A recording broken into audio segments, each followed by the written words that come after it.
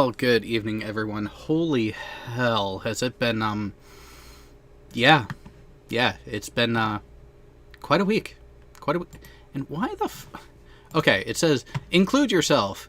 Don't include yourself. And that, just, wow. If it's not one thing fucking up today, it's another.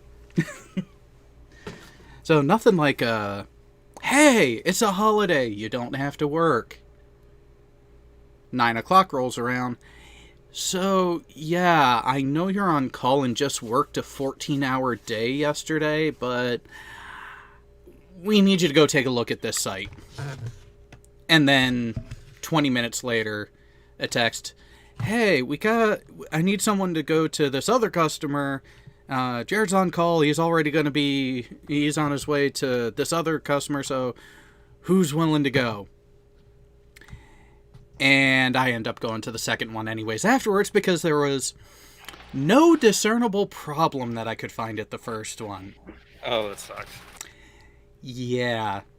So nothing like working a 14-hour day yesterday, to be on the clock for 10 hours today. The bonus, those 10 hours do not include the 8 hours of holiday pay on top of everything else. So the first 8 hours I was on the clock today were technically double time and a half. Damn. Yes, sometimes we get lucky with this sort of stuff and things, and it's kind of been annoying. Because especially the first stop today. It was one of those that's like, hey, it ends up being a nice, easy one, except it was at the, I often refer to it as the crematorium, because it is a kosher bakery. Oh, jeez. But the, yeah. Got there, hey, yeah, we had an issue with this. I looked through and it's like, well, it's running fine now. What gives? Oh, well, they're wondering about the error signal from this, and wondering if we could adjust the window so it actually alarms even longer before there's an actual issue and it drops the trays all over the place. Yeah, I spent about an hour trying to find the manual based off of the part number of the device, and anyone want to take a guess what, two things, nation of manufacture and when that particular device was stopped being produced new? Russia, 1946? Close. I'll give you this. It was Italian. Oh, wow. They stopped producing it in the mid to late 90s. Oh, wow. And they want us to try to figure out how to change a parameter in there so the detection window for an error is tighter. Well, that it'll report an error even earlier than it already does. Or you guys could actually get fucking better at your preventative maintenance habits and actually take a look at the chain and sprocket and tension shit that are running everything, and, I don't know, invest a little bit in preventative measures to not have to pay a company like mine or your own guys a shit ton of hours and labor costs for nuisance bullshit.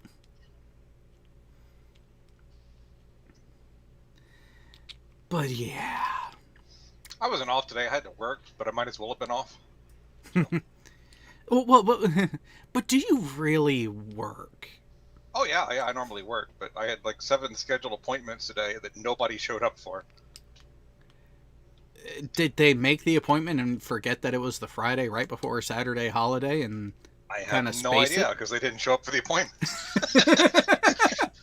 Well, but at the same time, I wonder how many people made the schedules and didn't realize that, hey, it's the Friday right before 4th of July, which is on Saturday, so How many places are even really going to be open? I don't know. They can set the appointment themselves, so. Yeah, I mean, which means that they were an idiot and didn't look at the calendar. but it's not like I mean, it was appointments. You know, it's online appointments too. So it's not like they have to be somewhere other Oh, than God. home. Well, Internet- now here's a question with that. Don't ask me. I can't answer whatever it is. Well, no. Actually, I think you might be able to answer this one. If someone makes an appointment like that, but then no shows, or, just no shows, is there still a billing charge for them not canceling or rescheduling the appointment? Oh no, this isn't really billing stuff. Remember, I work in recruiting and HR. Oh, okay. So, okay, yeah, the recruiting side of it throws a whole nother wrench into So it. effectively, I'm just paid to sit there and wonder where everybody's at.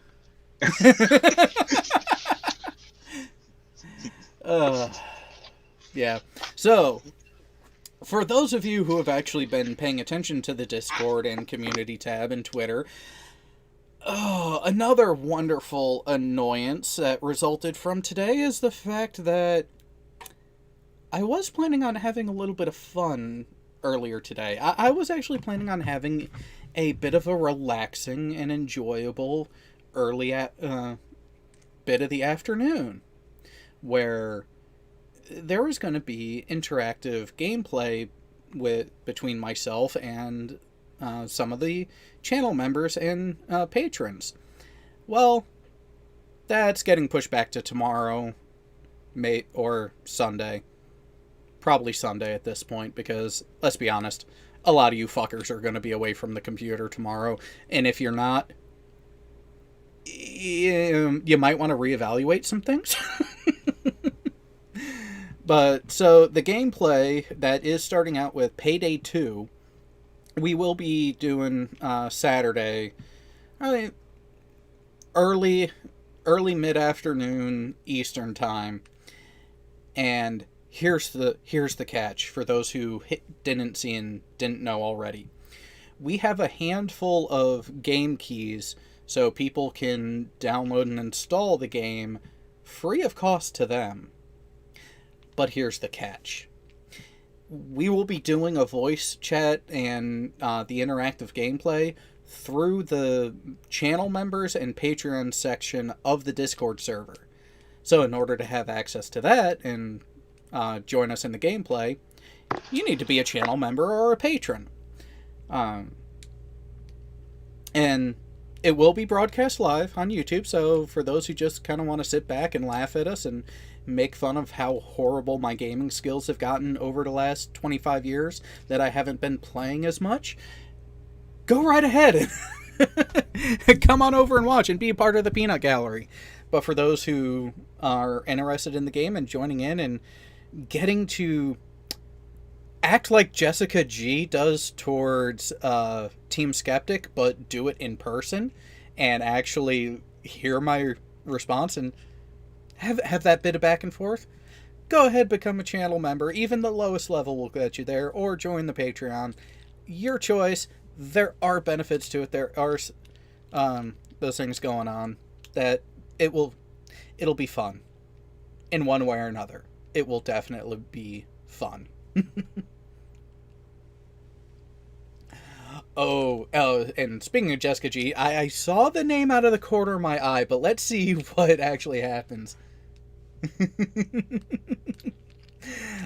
Is it bad to root for COVID-19 to take out every idiot it can in cities allowing beaches to stay open for the 4th of July?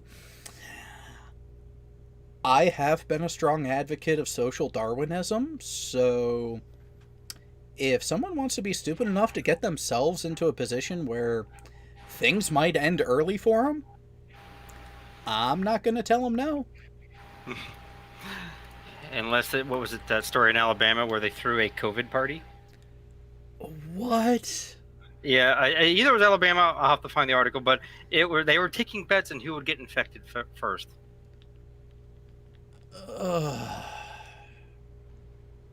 Why did my brother have to move down there? Brought to you by the it's same the wife. brought to you by the same generation that eats Tide Pods. You know, that really does say a lot when you think about it. And not just the generation that has eaten Tide Pods. The generation that needed to be reminded, hey, when you use the bathroom, you need to flush and wash your hands. Oh, and when you cough and sneeze, you need to cover your mouth.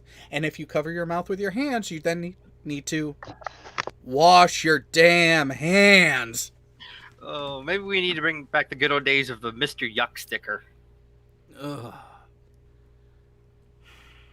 You know, I wonder.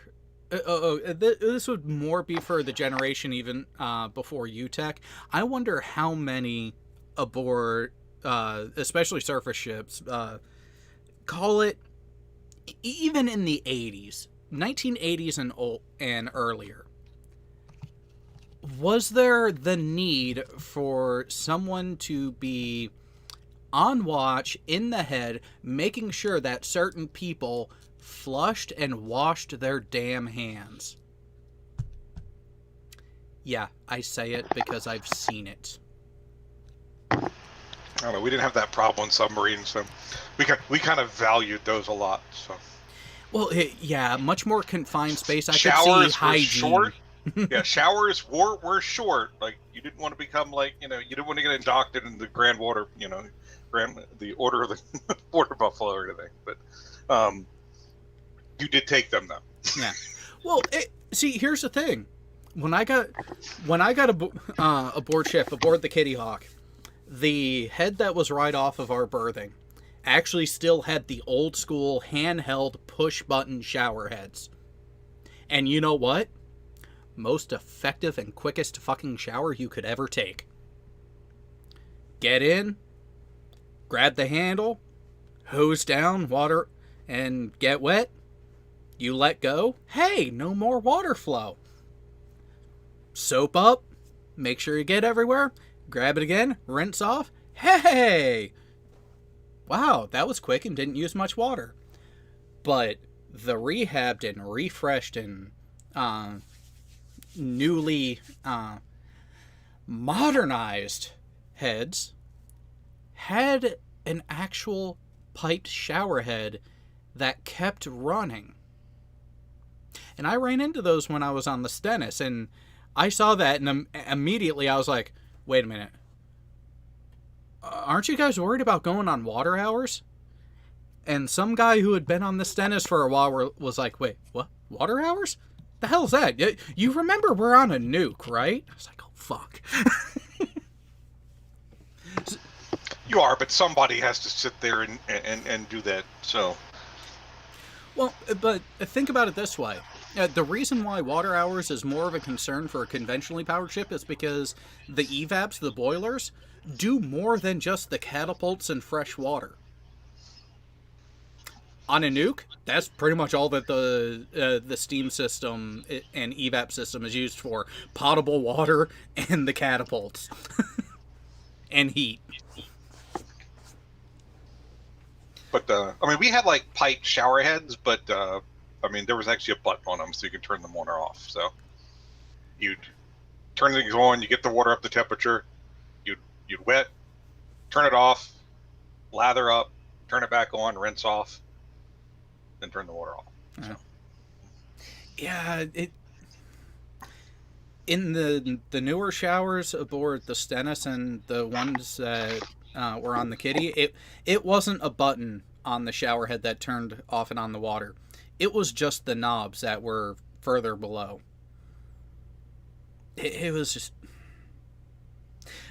For as much as they preach conservation of certain resources, like fresh water, they go in and put those, and it's like, yeah, we were kind of kidding. But yeah, for those who are wondering, yeah, the water restrictions and water hours aboard ship, it is a thing. Just apparently not so much on the nukes. Damn spoiled bastards. Well, yeah, I'm pretty damn sure that on my boat, if you were like we didn't have any like conventional submarines, Oh, yeah. so but Well, they probably were even much more limited than we were. yeah, I could see the diesel boats because actually we were operating diesels until what? The mid Last 80s? ones were decommissioned in the 80s. Yeah. Yeah. Aren't we still running some form of diesel, or is it no longer is it all nukes now? No, all the fast attacks and boomers are nukes. The only diesel would actually be the research vessels. Okay, I wasn't sure. Yeah, but when it comes to frontline, no, we transitioned away from the diesel electrics. Yeah, by the mid 80s. We have a diesel generator as backup power, but we're just primarily nuke. Yeah, well, yeah, I was referring to primary drive, primary power generation. Copy that. Well, wait. So, which Michelin hotel does the Air Force end up going at when they go out in the field? I have no idea. Oh, you were one of those that were lucky enough to not have to go downrange? I never deployed. So were you even really in at that point? I mean, I've done a few TDY missions, but I never actually deployed overseas, if that's what you're talking about. See, that's part of the fun thing, is you have the different branches that do things different ways, and you have people who can spend even a sizable size length career and not have that sort of fun, and not have those sorts of moments. Yeah. I mean, in the reserves, I missed they actually did a 2-week deployment, field deployment, and I missed that, so. But did you really miss it, or did you just not be available to go along? Well, it was limited space, so I wasn't picked. Oh, so yeah, you did miss out. Yeah, and this was actually out in the field. There was no hotel. Oh, okay. So apparently, Rex answered a question that I had in the Discord server earlier. I got to go take a look. Ah, okay. Oh, you know what? Okay, so for those who are wondering, so the Kurtwood Smith combination that you posted earlier in Quark's Bar Burns, which by the way, Red Foreman, happy birthday. Have a beer or 5, whatever. Did you see the question that I asked immediately after? Oh yeah, I saw that. Yeah, it's like, wait a minute, where's Anorax? I mean, you got him as the Cardassian, you got him as the UFP president, you got him as one of the, what was that, was that an Enterprise? Or... no, 2 of them were Star Trek, the other 2 were from TV shows. Other TV shows. I can't remember what I think one of them, what was it? Was it, so 70 show? Yeah, you got that 70 show in the upper right. I was trying to figure the lower left. So he's wearing some sort of sports jacket, like he's a coach. I just don't know what rule that was.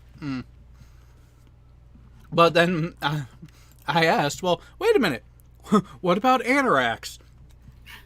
And Clockwork Rex comes back, wait, Anorax, that was on the time ship in Voyager, right?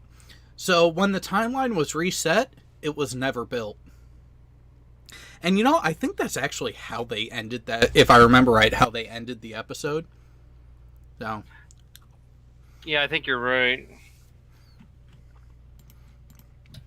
So, speaking of that, and things coming up, next Saturday is the next episode of Kanar with Damar, where we'll be taking a look at, oddly enough, the TNG's cruise version of Star Trek II. So the TOS crew had a flop in their first movie and then knocked it out of the frickin' park with Wrath of Khan. The TNG crew have a flop with Generations, which we just recently went over. And then they followed it up with arguably the best of their run with First Contact. But then, after that episode, so a couple weeks after that, the following episode, best and or favorite design of ship, colony, or installation, sci-fi wide. Ooh. Because someone else, actually, let me see. Yeah, and it was Rex who posted this one. He posted an image with just about every ship that has made an appearance in a Star Trek franchise, with the question, what was your favorite style of ship? Oh, yeah. And why not expand that even further and open up the possibilities in the debate? Because I'm willing to bet someone out there will actually mention the TARDIS. But here's the question. Has the chameleon circuit been repaired or not? Ooh. Well, because as far as if you remember, what season was it? Where they, who was it? Was it Clara? They end up getting another version, a Type 44 TARDIS, and his chameleon circuit was busted too. and it's flying around as a, what is it? The diner. A diner, yeah. You know what? Of the post Matt Smith era Doctor Who, having Clara and me in their own TARDIS would have been the perfect spin-off. Had they kept the same writing crew that actually had those characters together, because the interplay between them was actually very well done and well written. They just kind of screwed up the rest of the Doctor Who. Yeah. Looking at these ships. Now these were all the ships that showed up in the series, right? Yep. We have, oh wow, it even goes back to pre-Federation, which is good. I saw that. Oh, this is going to be quite the... This image will have to be increased in size just to make it easier to see. Yeah. Oh, here's a question for you. The Klingon bird of prey. Ooh. Do you count that as purely Klingon, or do you put it in an intermediary position and also consider it at least partly a Romulan design? That's because it wasn't supposed to be based off of Romulan design. Well, so the original workings of the script and backstory. Okay. The bird of prey that we see in Star Trek 3 was actually commandeered by Krug, which is why the bridge style doesn't exactly look Klingon and actually looks oddly Romulan and authoritarian in the way that the commander can literally look over everyone's shoulder. Yeah. Because that is something that was actually good, that's later Trek actually did and kept with, was how you can see a lot of the philosophy of the individual civilizations in how just their bridge layout was. The Klingons with their battle-hardened warrior mentality being led by the captain. Captain's also the gunner, is in the center seat, and is actually, with the exception of a couple support positions, is the most forward on the bridge. Oh, I recognize that ship, the Saladin. It's Federation style. Oh, ship. Early Federation single nacelle. Yeah. Yeah, because one of the games I'm playing, on my tablet, the Star Trek Fleet Command. You probably have heard of it. That's one of the ships that you can get is the Saladin. Yeah, it's a good early one. Although a lot of people took issue with it because it came from FASFA, which is more beta canon at best, because a lot of the ships in that were actually violations of the ship design mantra that Roddenberry set up. Roddenberry initially said only 2 nacelles or nacelles in pairs, no odd number nacelles. Yeah. But then you get the Saladin, you get the Federation class Dreadnought, and a couple others that break that convention. And also, not in this picture, but the certain brand cargo ships that I've got here, the Cavort. Let me see what's it called here. The Antares.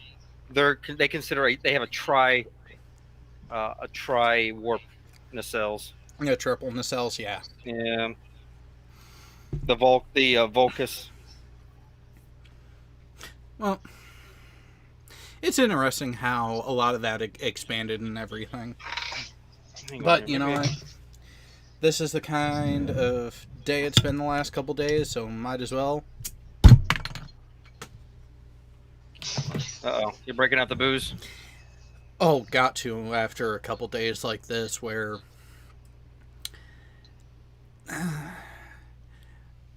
I was at 40 hours yesterday. Yeah, and there's still the possibility that I might actually have to go back to one of the sites that I was at in the past 2 days on Sunday. Oh, that stinks.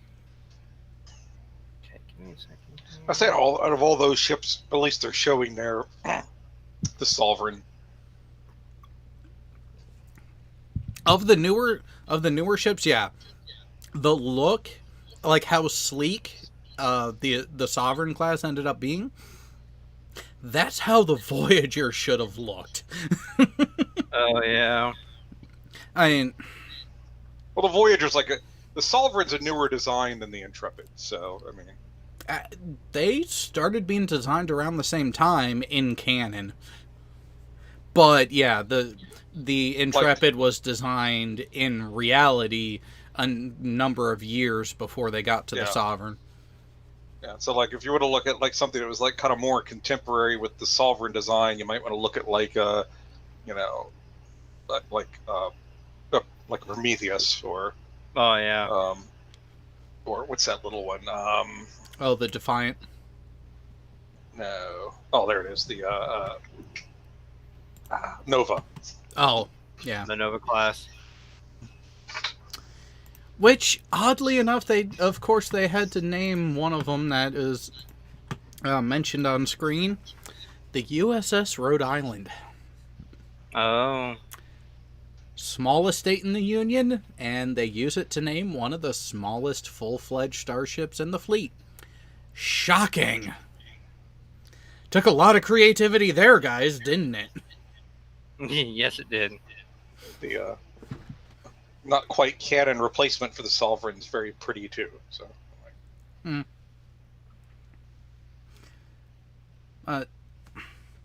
The one thing that actually kind of surprised me is how. So you have the Nebula class essentially as a test bed for the Galaxy class, where it was essentially the same components, just a smaller package. So it kind of makes me wonder, when is Sean going to have a mini-me that's going to be like him, but a smaller package? Oh, wait, that's red. Never mind. Okay. There we go. Let's see if it'll show up. And wait for the delay to kick in for Sean to hear that and then react in the chat. There we go. You see my screen now? Yeah. Yeah, these are some of the ships that they have in this game. Let me see. Maximize. It's interesting. This is known as an independent class ship. Yeah, it looks like they're taking a bit of liberties from the Discovery aspect, which...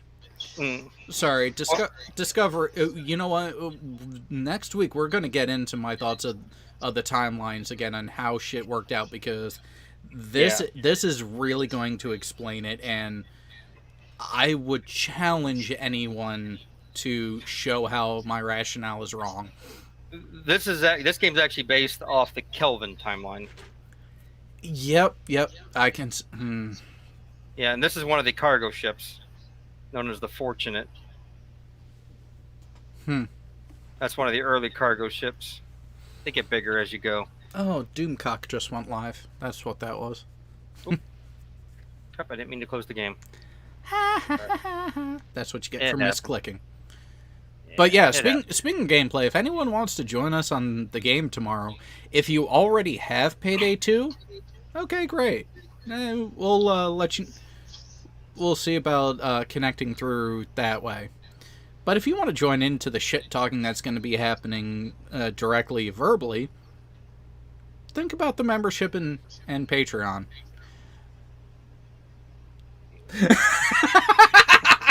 Okay, so Cy Strikeling was the one to hear it and respond, not Sean. Yeah, I hear you. Okay, I see you. Okay, I got it back. Yeah, they did bring this ship into it, of course, because it's part of Oh, the jellyfish, yeah. Jellyfish, yeah. They brought her back. They actually have an independent version called the Independent Jellyfish from the alternate universe. Well, technically, the jellyfish isn't from the alternate universe. No, it's part of from the Prime universe. Yeah. Yep. And here's another ship. I've never heard of the Turris, so it's an interesting design too.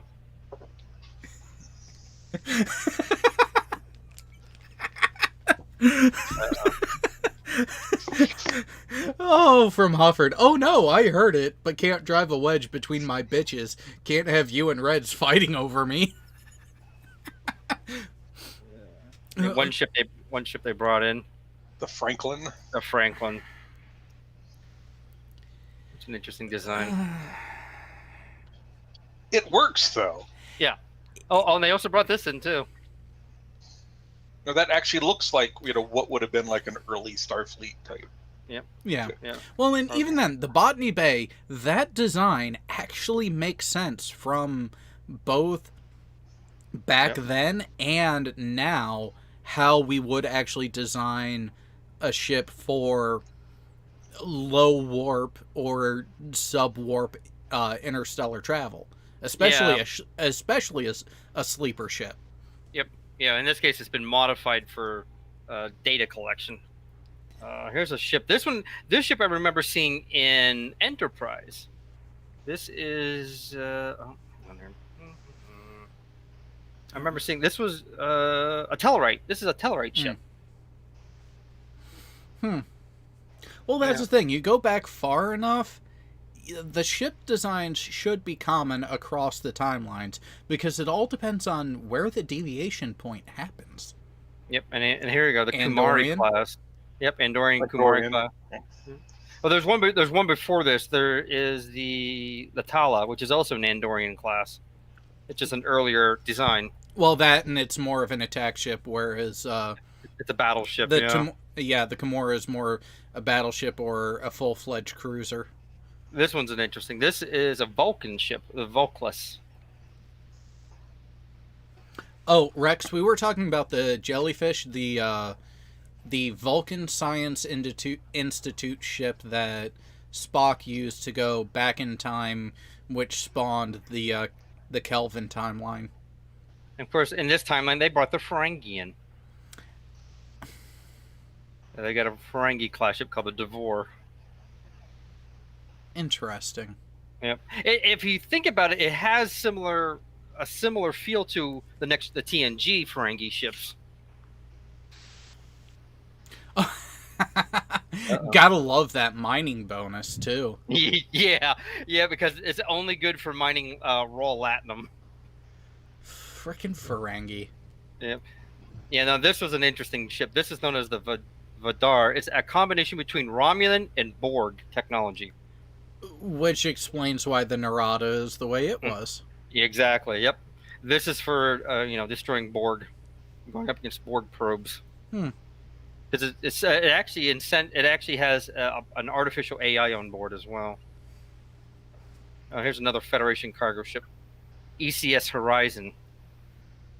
Now they actually mentioned this ship in Enterprise, if I'm not mistaken. It wasn't what's his name's their parents piloted the Horizon. Before they got their own J class, yeah. Yeah, and I think they mentioned that this is. Yeah, they mention what this ship is. I can't remember the character's name. The guy who was Mayweather. Mayweather. Yep. Yeah, no. Unfortunately, this design is different than what they had. Their ship was only a dual was only 2 pylons instead of 3. Yeah, the J class only had the 2 suspended below. So here's a question for the panel, and I think I know where the answer's going to go. From ML2, I'm tipsy after 1 glass. Should I have more? You should always have more. It's Friday night, right before a holiday. Nothing else is going on. Why stop at just 1? Yeah, this looks more like what they had. Yeah.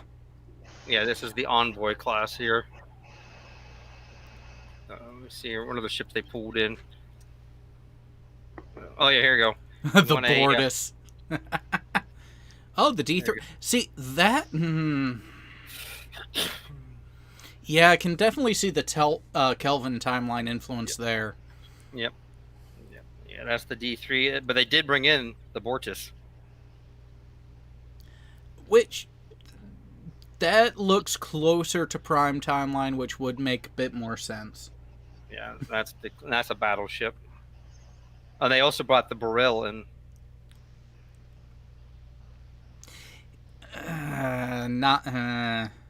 That's more. That looks way more like Enterprise, but I'm not going to spoil it. But there's reasons behind it that will end up panning out and explaining why a lot of these do have the aesthetic difference. And that's the thing. I had less of an issue with the Kelvin timeline movies than the current TV renditions of Trek, for one main reason. The Kelvin timeline said it was going to be a reboot and not an exact rehash and visual lineage of the prior. So there wasn't the issue. Yeah, here's the Saladin. In that universe, yeah. Yeah, and what it is the description is it has an extra long nacelle because it's classified as an interceptor class.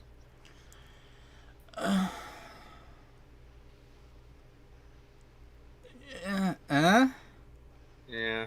And then here's a ship. This is the Mayflower. Oh, Jessica, I'm not saying that the the Kelvin timeline, liking them isn't good or bad. I give the Kelvin timeline credit for outright saying, hey, we're redoing things, we're revamping some things, so it's not going to be exactly the same. Yes, it's going to be Kirk, Spock, McCoy, Uhura, Sulu, and Chekhov.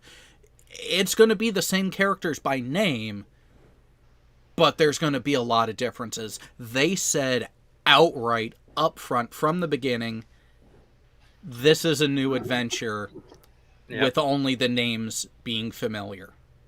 Yeah, I think I've seen a ship like this in Enterprise, if I'm not mistaken. This close. Close, yeah. The nacelles were a little closer, and the half saucer section was a little bit bigger.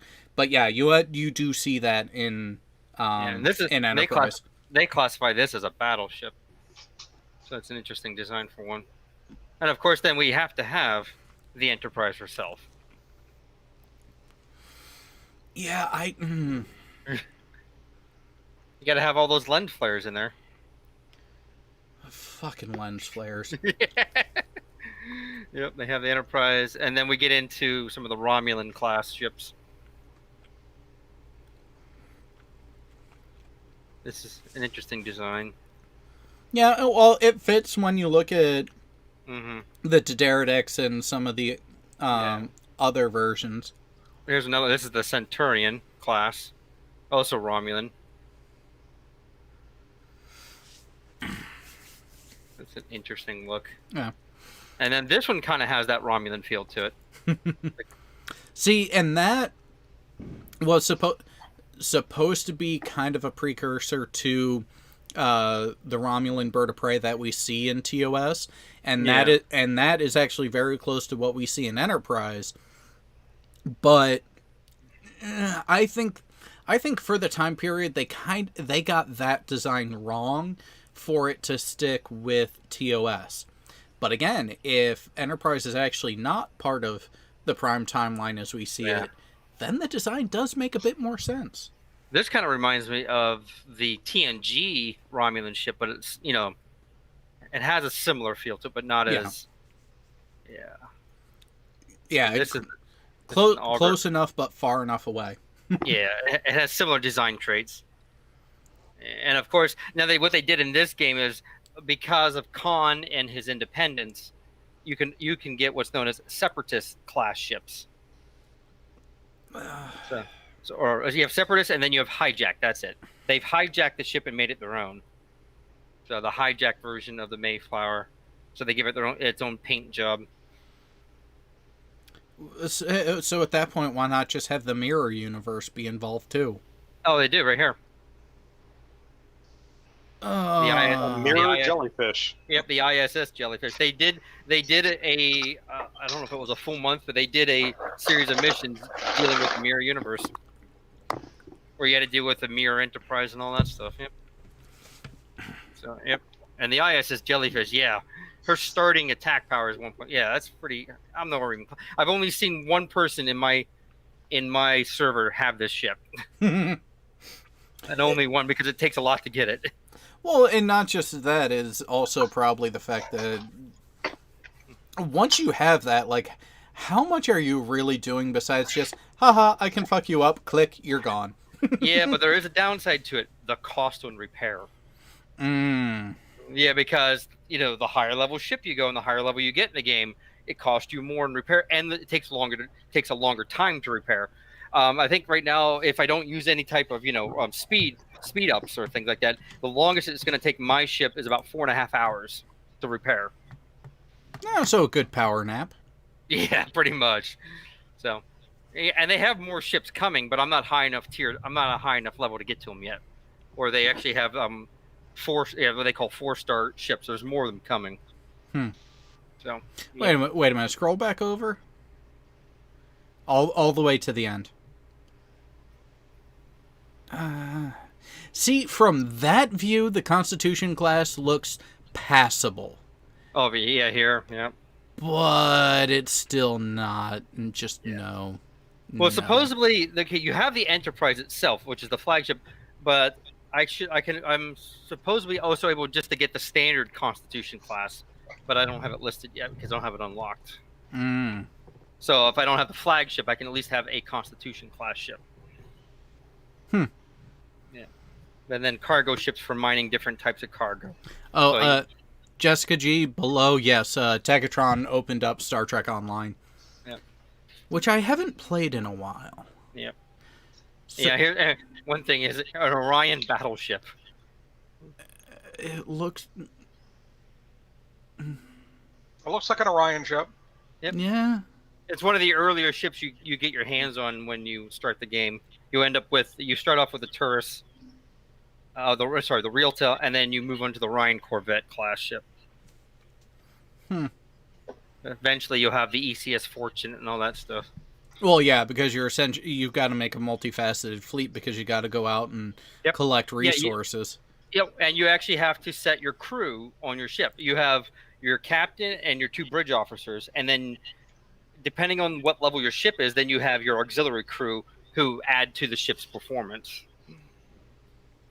So depending on who you have as captain, you have your captain maneuvers, and then you have your bridge crew maneuvers added to it. So, and of course, we also ran into the Borg already too. Give me 1 second, and I will bring that up. Let me just stop. I don't want people seeing my seeing my shit. You don't want to give the way it goes so they know how to best combat you? Exactly. So yeah. We have different officers. We got Spock, Sulu, Klingon. We do have Klingons. We have Romulans. But when you start out you end up getting the cadet level officers and work your way up. You even have this guy, Officer 718. He's that android from Into Darkness. Yeah. Which kind of makes, some of those character choices that they do, you can tell they're just doing it for the sake of notoriety. Right. So is that the Klingon or Romulan campaign that you're doing? Um, Well, this is I'm a Federation, but there's a Klingon storyline. Oh, okay. Yeah, it's been a while. I kind of got annoyed with the storyline that I ended up getting stuck in. Sorry, the time travel one. It's like, okay, good, progressing. Oh, you're doing all right. Okay, let's completely bend you over hard and put you in a situation that you cannot win in this mission. yeah. Oh, here you go, Jared. It's 10 of 10, Unimatrix 12. It's a assimilated tribble. I knew there were assimilated tribbles out there. They were a limited thing in STO, Yep. and of course, Yeah. that had to bring them up. Yep, they have them in here. And from what I understand, the story behind it is they are trying to tap the power of the tribbles process to procreate at such a high level. So maybe they can do that with the Borg. Have instant Borg tribbles. Yeah. Yeah. So I mean, yeah, we've got Marcus in here. He actually looks just like he does almost like he does in the movie. Well, yeah, it's because that's the models that they went RoboCop. after. Yeah, I got Pike. Admiral RoboCop. That really is the best way to describe it.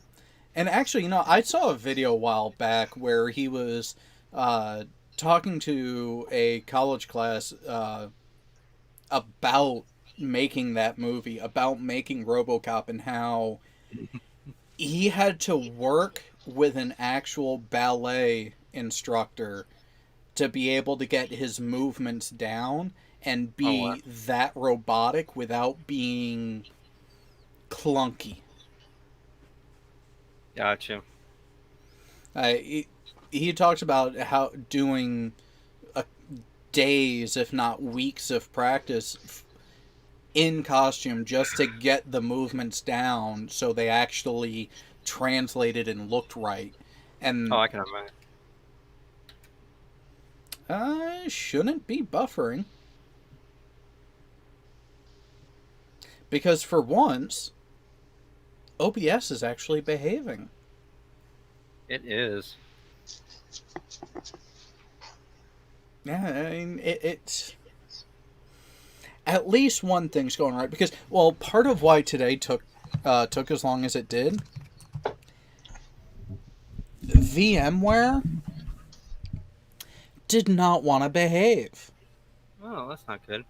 Well, so there's one revision of PLC software that we need to use a Windows 7 virtual client in order to be able to talk to it.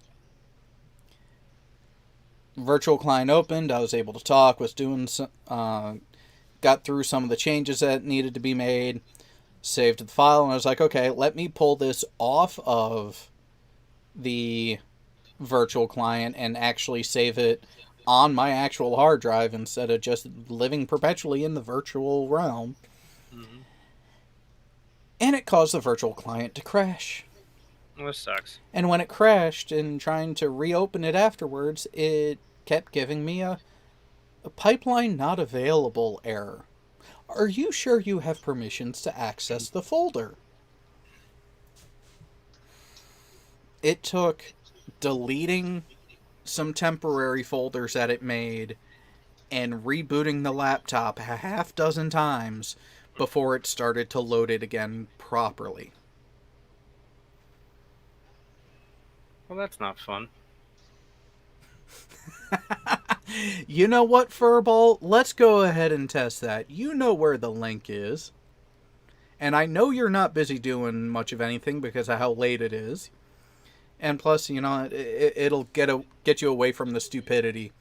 Or are you afraid of saying some things that you shouldn't?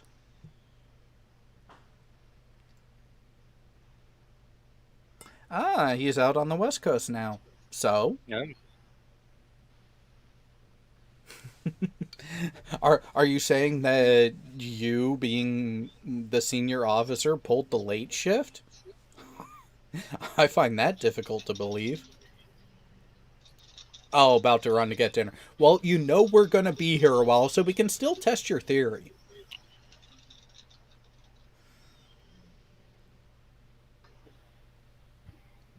Someone's sending off fireworks outside. Yay! Oh, of course. Because it's starting to get dark. So it's a little after 9 o'clock, and it's starting to get dark here. Let's see, what do I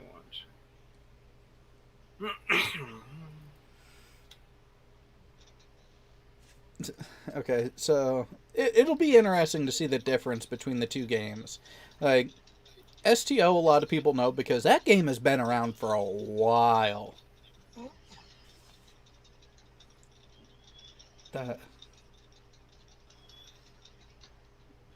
Okay, what the hell are you playing now, Burns? I am playing. It's called. I just call it Shipbreaker. The idea is I have to break apart the ship to salvage it for parts. Okay, it kind of looks like Space Engineers, but not quite. Yeah, I'm not building. I'm destroying. Well, Space Engineers, you do both. That's true. You destroy it to get the raw materials to build something new.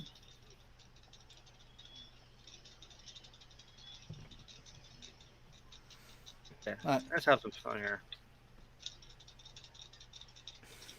Just don't hit the engine core while you're still inside the ship. Oh, I've done that. Yeah, and how far away did it send you? Quite a bit. I need my first aid kits just in case. That's not an if, it's a when you need it. Oop, let's see. Come on, push away. There we go. Oh, you even have a tool that helps with that. Huh.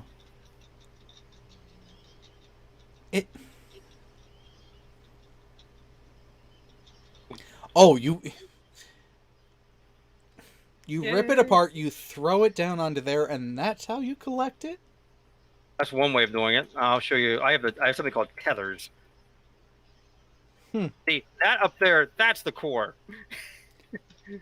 I want to get that down into my salvage bin down here, but there's also other things I can use. Say, I've got these two other things. I've got the furnace and I've got a processor. And this piece needs to go to the processor. So what I'm going to do, I'll tether and let it pull itself over. And you can tether multiple pieces together, but the tethers only last for so long, so you got to do it quick. Jessica G does have a good question. Was that a beautiful round planet that we saw? Got it. Thumbs up. Okay. Oh, now the fun part. Not electrocuting yourself on the remaining storage? Oh, trust me, I've electrocuted myself with a power cord before.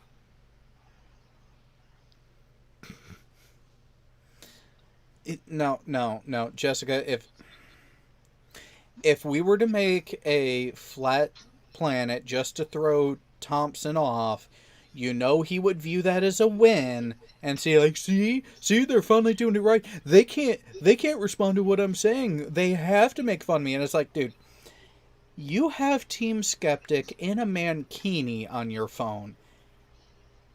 You have no room to complain about anyone having any of the memes about you on their phone at all.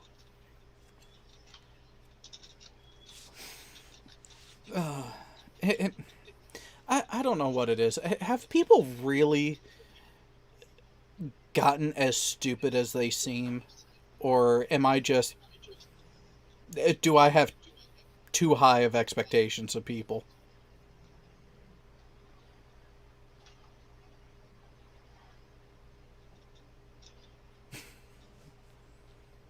Wait a minute, are you fighting the... Is that the Vodwar or the Iconians? But that right there? What, that you were fighting before? No, those are Federation ships.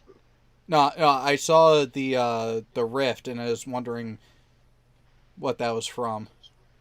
Oh no, that was one of my abilities. No,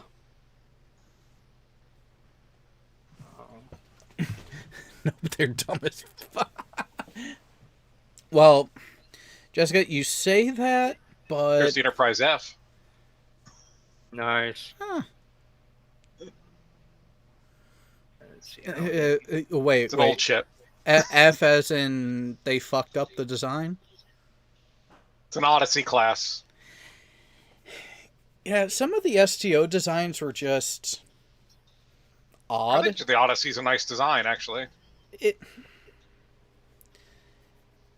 With the rest of the ships, yes, it fits in with the rest of what a lot of the ships in Star Trek Online had to offer. But there are some other aspects to it that just are like, really? This one I'm in is a Yorktown. It's a replacement for the Odyssey. Yeah, see, like, that one looks better because the underslung portion that is the secondary hull doesn't look as out of place as other designs I've seen in the game.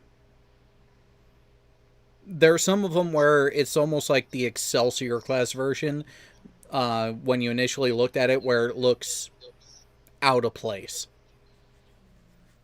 But I will give them this. The Excelsior class did end up redeeming itself. It actually ended up looking better with time. With the right console, this can do a saucer separation too, but I don't have that. Oh, console nice.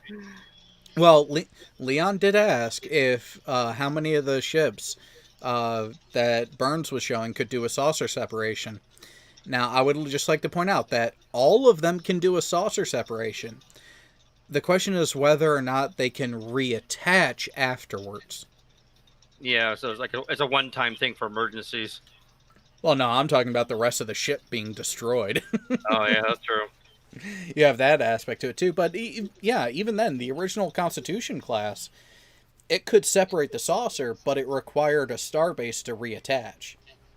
Because it was explosive bolts. It was an actual violent separation in an emergency save the crew by using the saucer as a lifeboat type of situation.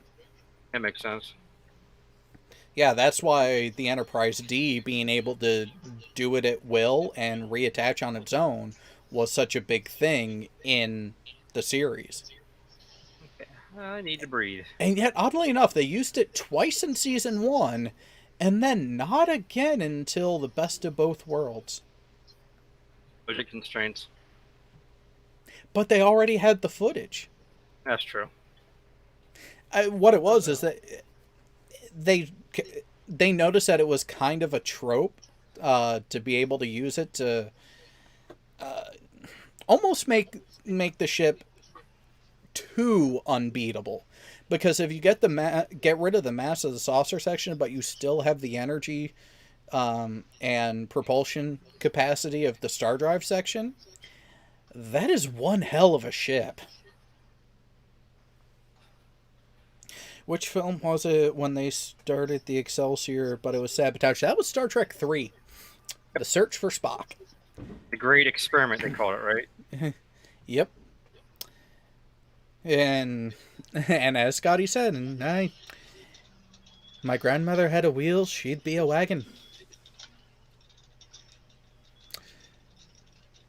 The more complicated they make the engine, the easier to gum up the works. The more complicated the plumbing. That's what it was. Thank you.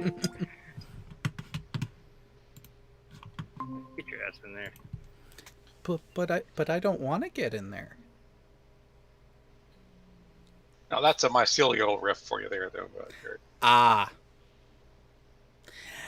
Oh, that's right. With the inclusion of the Discovery era stuff, they had to put in the mycelial network BS.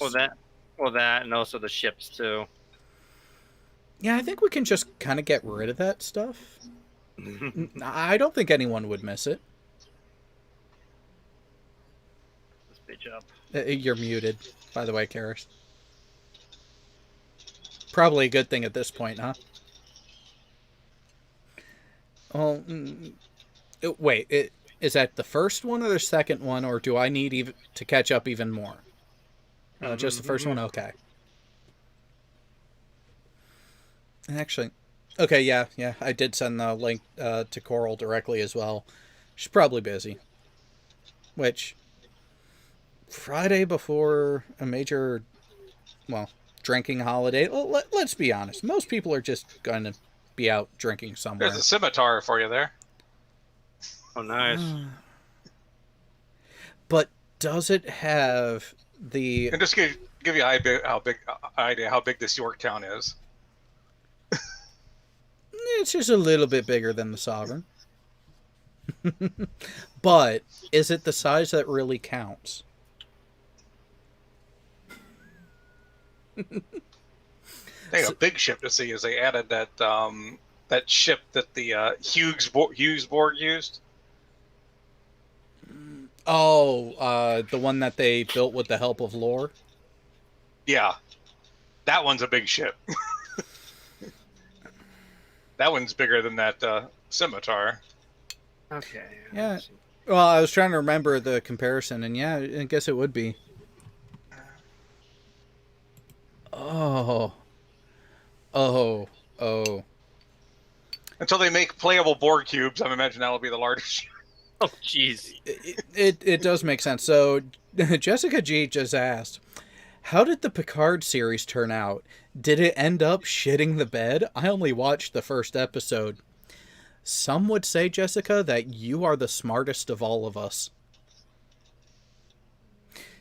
But unfortunately, people wanted to see and hear the torture, so I have all the episodes of season 1 on the Google Drive that actually, if you go into Quark's Bar, there's the link to the Google Drive with all the episodes. If you are really the intellectual masochist that the rest of us are, you would have no hesitation even just watching 2 more episodes.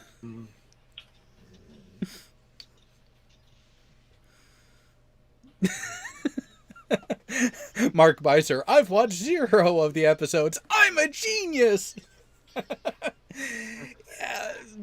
You know, I can see the logic there, but at the same time, a true genius is curious.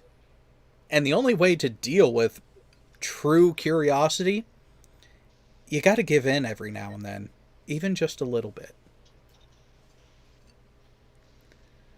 Oh no, it was not even just fan service. It was actually, shall we say, masquerading as fan service?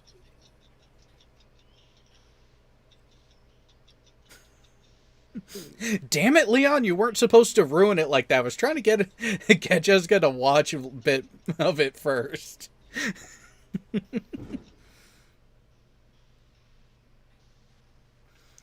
Wow, main gun. So apparently, yes, size really counts. What your wife says doesn't count.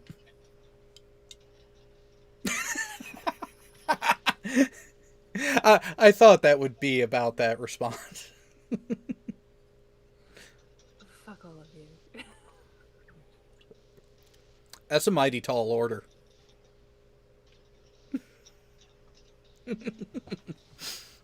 Well, then again, people have said things that they didn't really mean in an exaggerating way like that.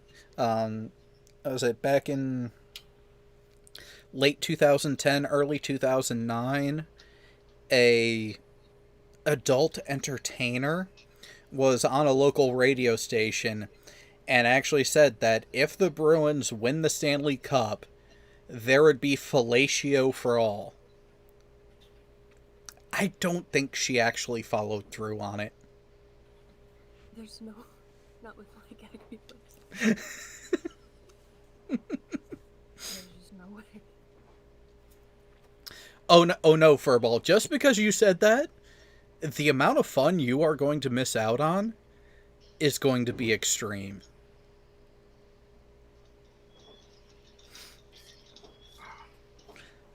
I mean, while those two are distracted playing their game, there is so much more that could go on. I just don't think YouTube would be happy. Bye for Bob.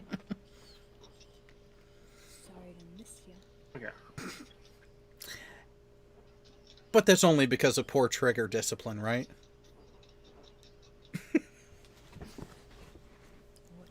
That you missed. You pulled instead of squeeze. But she didn't jerk.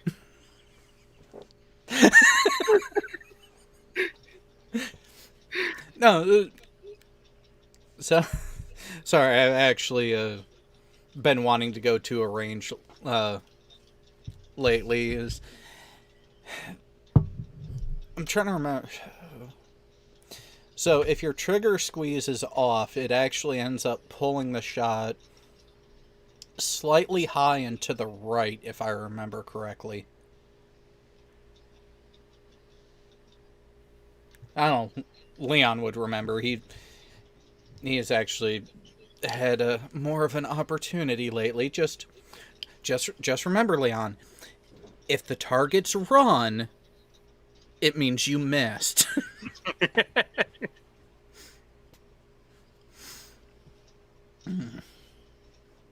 Means you just got to run, have to shoot more. Yeah, but there is something to be said about the accuracy of one shot is all that's needed for the job. Because let's be honest, sometimes you just need to scare the person.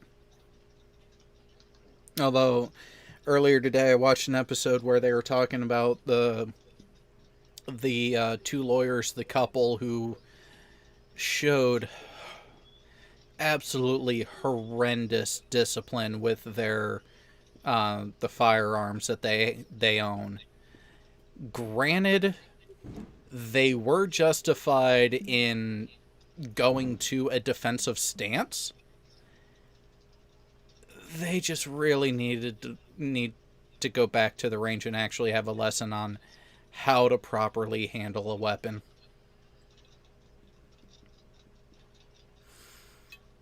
I mean, in the new place with my PC hooked up, we'll try to join in a few. Have to hook up a TV in the bedroom first. Wait, I thought that was a camera you were supposed to hook up there.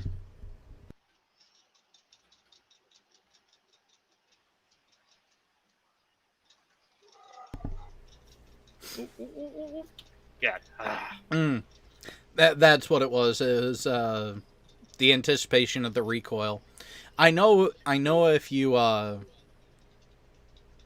shoot high, that's often a cause of it too. You're anticipating the recoil, so it actually throws off the aim by that little bit.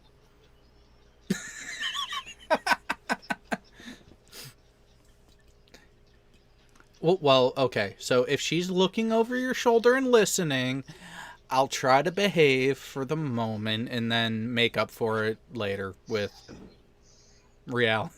Wait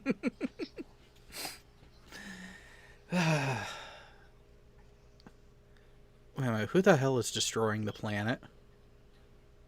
Jula. Jay, ring my bell.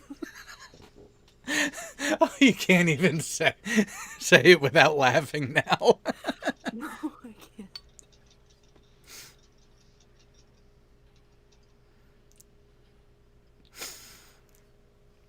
That is a very good question that I don't think we're going to get to an answer right now. What I'm writing. What? Oh, the way you went back and then came back forward. Oh, it's my chair. Yeah, that's what we'll call it. It can be chair-shaped-ish. I'm not touching that with a 6-inch one.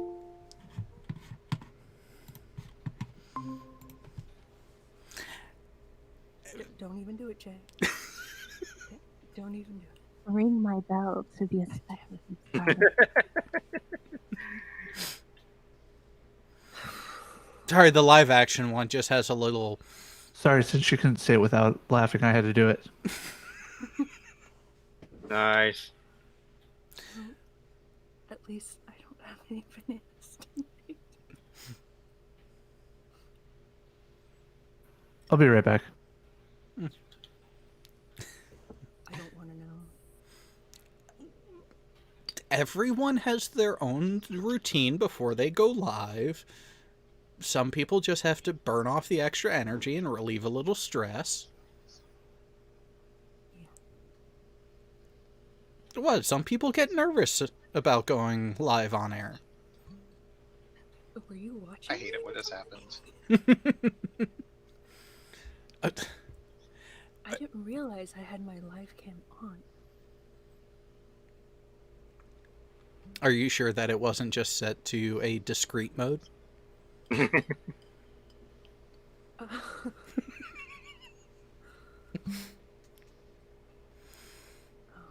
Technology is a wonderful thing when you know how to use it. Oh, fuck off. What? I was talking about computer programs. Yeah, we're done here. I don't know. It sounds like you poured more, so I think it's only beginning.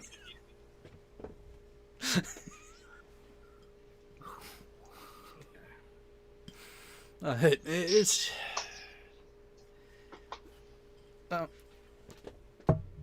There were other things that was mentioned throughout the week that I meant to make a note of, but I'll admit I was bad and forgot. Like what? That's why I'm trying to look for. Oh, yep, I saw that one. So there was a firearms fail where a Marine reacted to shooting competition and range failures, which included some would say premature detonation of the cartridge. Nice. Oh, I'm sorry. This did not have to do with the previous conversation of ours. Well, no, we're talking about a negligent discharge, not an unexpected discharge. Those are not mutually exclusive.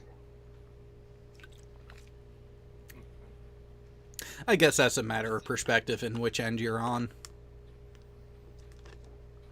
What? Or the circumstances. Yeah, those tend to factor into.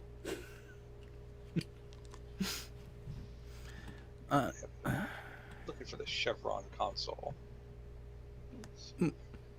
Oh, is that the one that you need for the separation?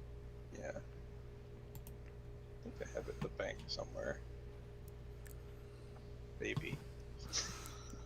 Sort of, maybe, kind of, maybe, not. I know I have it. I'm just trying to remember where it's. Oh, you're at that age now.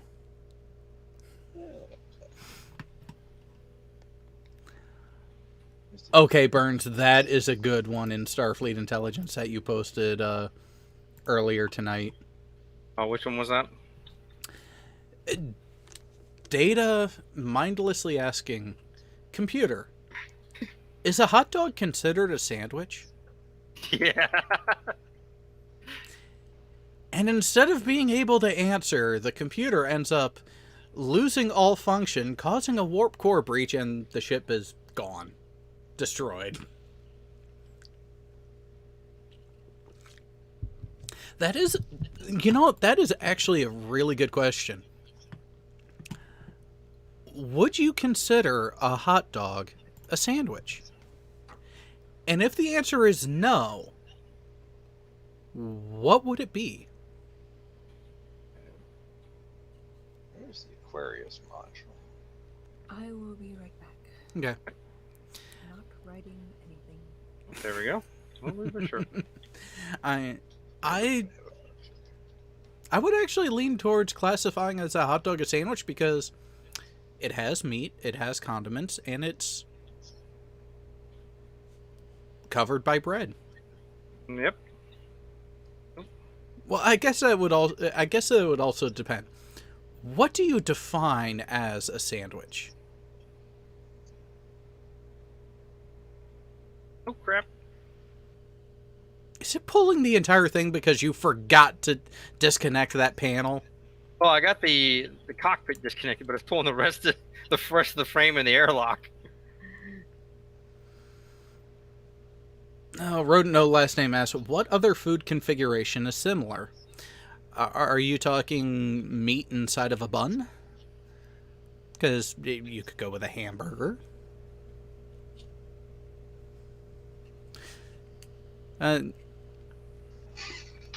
Again, I guess that's really where you can get creative with certain food items.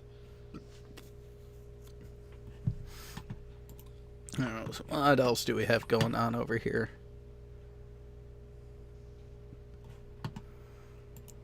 Oh, that doesn't surprise me.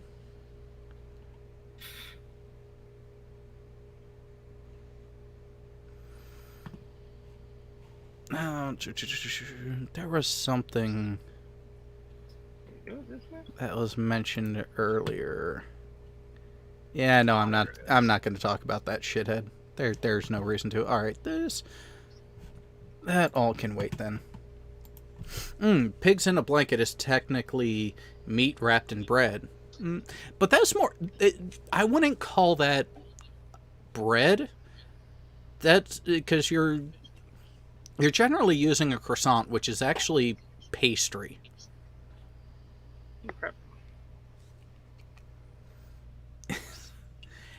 Hey, Jessica, we don't insert inappropriate jokes. We tell inappropriate jokes. There are other things that get inserted.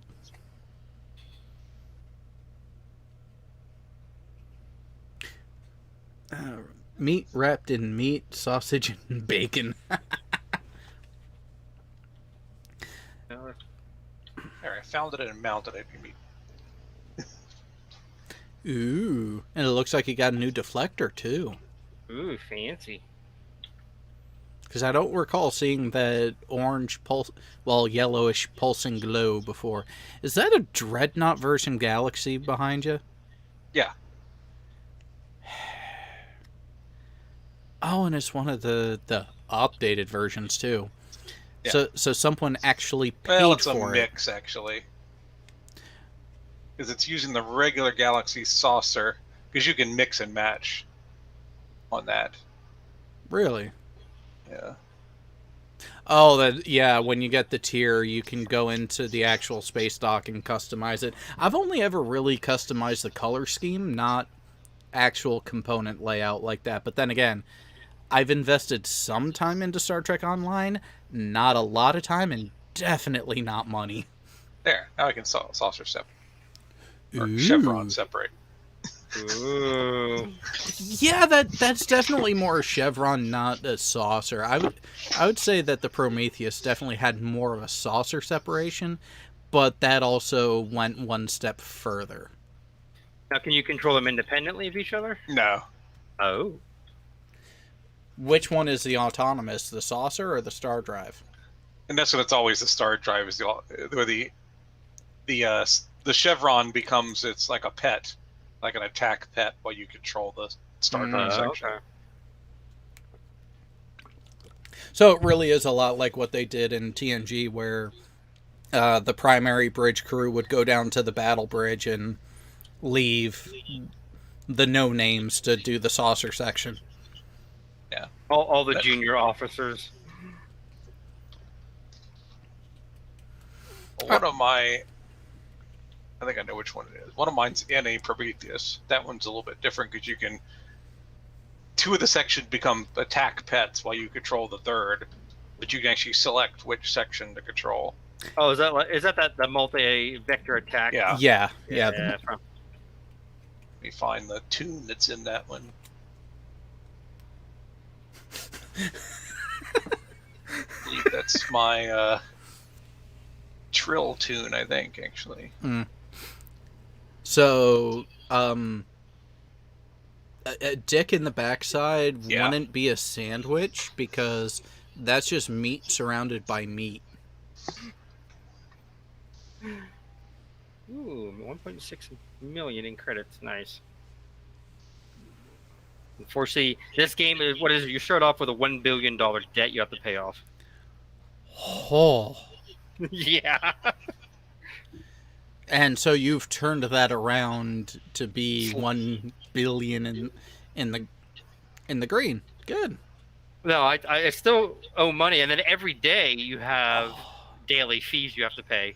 Oh, so you're starting a billion in the The hole whole, yes, and a daily occur. Oh, yep. Yeah, but And see you on the can. Oh, what do you got there? see, this is the tier 6 version of the Prometheus, Ooh. and These controls over here, I could select one to control it. Like they don't have like a saucer and star drive, so they have an alpha, beta, and gamma version, and you can click one, and the other two become your pet. Okay. Usually, I go the beta version, which is the center section. okay, yeah. Like this, the middle section here. You know, I'm. Wait. Yep, the little warp nacelle did pop out of the alpha. As I was looking to see as if it actually had that fifth nacelle pop out. Now, This is a fun chip to play. So now here's a question: does that mean that the Prometheus technically has 3 warp cores? Yes. The question is, what's its top speed? Individually or combined? Because unfortunately on the warp scale, all you have to do is just add more 9s on the end. it's faster than an Intrepid. Yeah, and the Intrepid was rated at what, 9.975? If I remember right. Something like that, I think. That was its top speed if it had to go that fast. Yeah, the emergency top speed, which is it could only go for like 8 hours at that velocity. Okay, what the hell is that between you and, well, it looks like it's beyond the Constitution class. Yeah. Oh, it's This one? Yeah, it's from the Discovery era. Yeah. Well, that's actually the updated version of a Discovery area ship, because some of the Discovery area ships, they have like how they were in Discovery, and they got modernized versions of them. And that's one of the modernized version of the Discovery ships. And then you have the Kelvin Enterprise there, the Kelvin Constitution. Yeah, there's a Kelvin Enterprise. There's another Scimitar, and there's a Vengeance. Oh, nice. And then right next to the Vengeance, there's an old NX. Teeny tiny thing right there. The sad thing is that NX is closer than the Vengeance. In firepower. Well, no, in actual distance. How tiny it looks. It's actually in front of it, so it's actually larger than. Fly your ship over there, then we can see maybe. Oh, jeez. Wow. Isn't it cute? Look at it. Make sure it's housebroken. I have one. I've never flown it before because it's. Now, do you have any shuttlecrafts or runabouts? Yeah. Okay. Yeah, but how often do you actually use those? Certain storylines require them. Well, yeah, there's a couple missions where you have to use one. But other than that... Maybe they need a PvP event where it's nothing but shuttlecrafts. That would actually be interesting to see. And it would They actually... do that, yes. They have shuttle events sometimes through the year. See, when and they got several shuttles. They got some captain's yachts. Nice. Yeah. Oop. Oh, yeah, okay. Don't play it enough to be clued in on these happenings then. Yeah, I haven't played mine in a while. Found so this article, 20 things that count as a sandwich, whether you like it or not. Nice. Okay, Jessica, we're going to need a link to that, so... There you go. Go ahead and post the link. That could be an interesting discussion point, because the article says whether you like it or not. I think we could find issue with one of them. I'm sure we could. Pretty sure that's part of the or not. No, because, well, The Reuben, I would agree, is a sandwich. A hot dog, I would put it in the genus of sandwich. KFC's Double Down. Some would say no because it doesn't have bread. It uses 2 chicken patties instead. But those chicken patties are breaded. However, So, question then: is sandwich defined by composition or structure?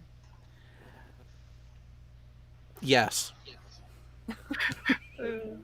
Oh, that's just wrong. Because if you go by composition, a hot dog qualifies. If you go by structure, it wouldn't. It would classify as something else. Depends on how you make it and what. Well, I'm typical manner.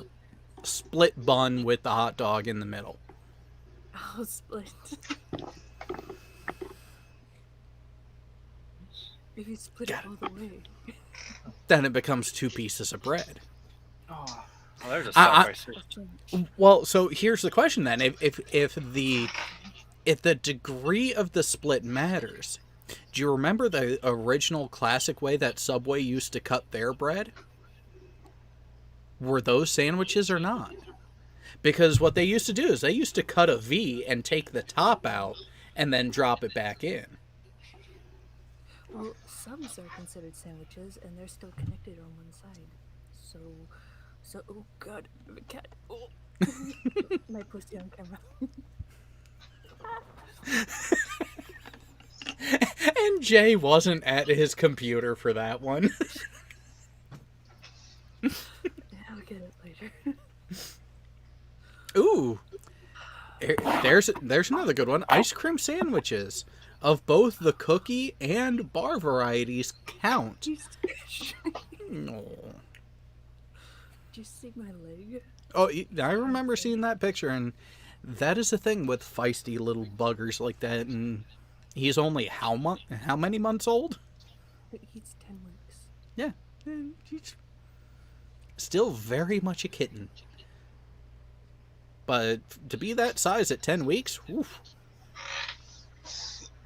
He's a big kitty. Yeah. But so Luke was too before he passed. He was quite large. He could stretch from the ground to my waist, and I'm not short. this is my favorite 20. And lastly, Hot Pockets, because they're just empanadas for lazy people. That one I can agree with.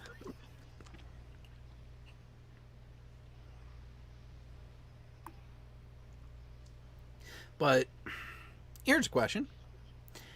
Klondike bar. No. Because it's not stuck in between anything. It's essentially a cream-filled something. I mean, if we had to call a Klondike bar a sandwich, then what about filled donuts? Ooh, eggy toast. Controversial for sure, but definitely has enough sandwich elements to be included. That one I would agree with. But the ice cream sandwich without the cookie top and bottom, I don't know if I can agree with that one.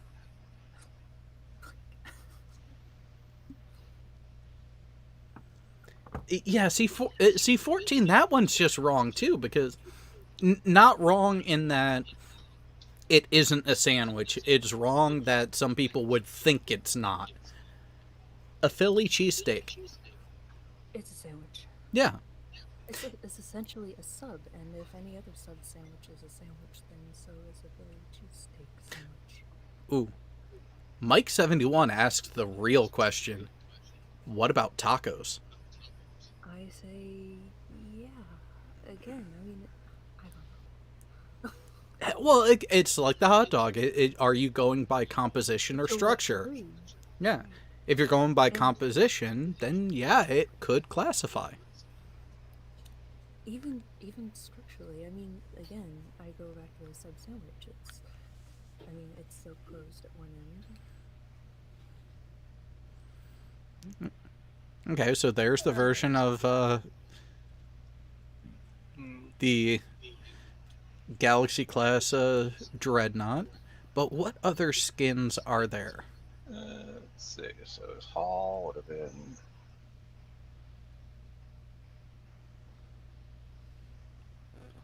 Modifying the secondary hull there. Mm-hmm. Pylon. Okay, So these two back to back are good. Wraps are controversial because they're horrible, but they are, in fact, a sandwich. Number 9. And burritos are just cooler wraps that you actually want to eat. Wraps are horrible. Speak for yourself. I can't disagree with number 9, though, because there are a number of wraps that just... I don't know if it was the person who made it just was crap or poor choice in ingredients. I mean, that applies to any category of food. Literally. It could be the person who made it that just made it crap, or some other factor, but that in and of itself, how it turned out, does not define whether or not it qualifies as a sandwich or as something else. Well, come on, we gotta have standards now.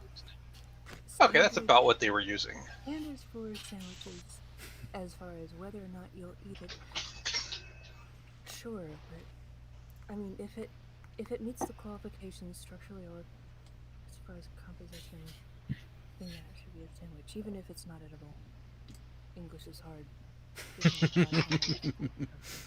Plus, I'm being distracted over here. What? Mark Beiser is apparently grain-free. I don't need any grains, so wraps made with no grains are my only option. He uses bacon. Dude, bacon. Bacon. Just everything bacon.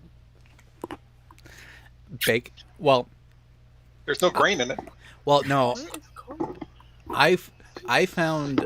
I remember a few years ago I came across a recipe where it was.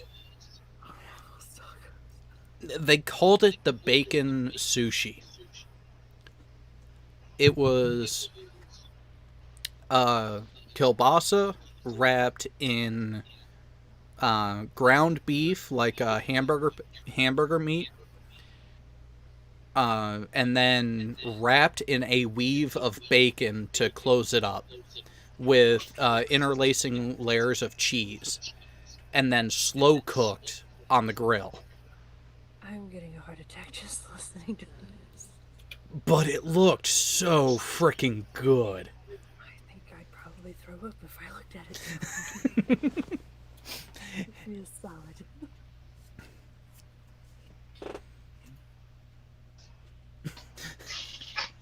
So there you go, Jared. I was able to mimic it. So Eh, they're using the hull from the Venture, the pylons from the Monarch, and the rest of the parts were the Galaxy, except it used the Galaxy saucer section rather than the Galaxy X saucer section. yeah. Well, did it use those nacelles or?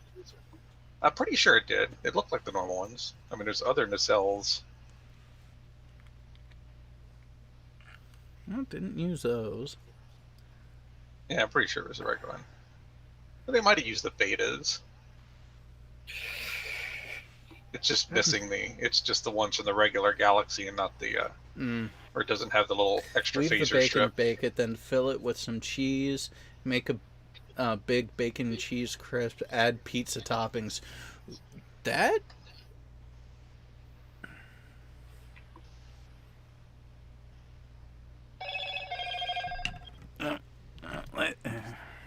Personally, my favorite skin on this is using the Yamato class, which is like an updated.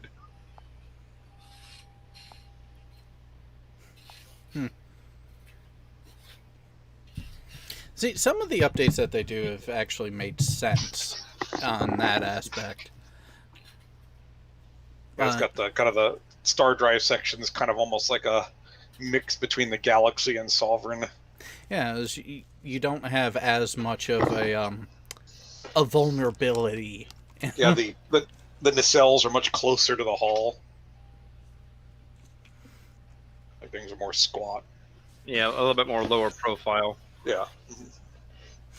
Well, okay, so here's another good one from Jessica. What's the verdict on pineapple on pizza in here? Thumbs up here too as well. With the proper... Depends on what other toppings are. Exactly. But like if we do a ham, bacon, and pineapple, oh yeah. Get that little bit of extra smoke from the bacon. But if you were to just pick a bunch of other random toppings and throw pineapple in on top of it, probably not.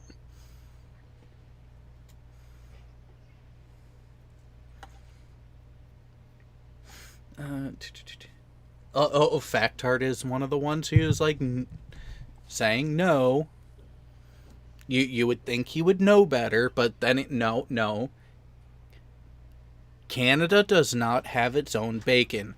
You're just trying to fancy up ham, and that doesn't work. to be fair, they get that from the UK. So. Well, they can be the UK light all they want. They're still going to be the apartment above a great party that is just, hey, what's going on down there? Then again, lately we kind of have been going the rowdy party route. Here's a ship I have. This is from Discovery. Like, it's a Discovery-based design that I actually like.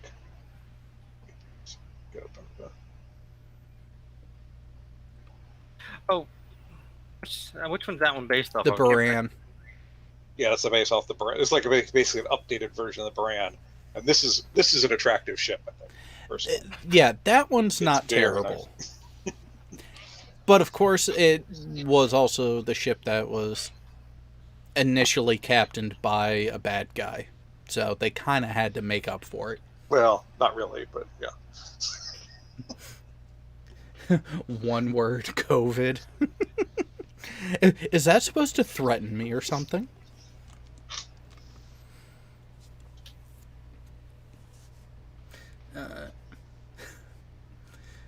When I'm the malevolent overlord of Earth. I think Aw, commentary missed. on the American fun party downstairs, but now our party is basically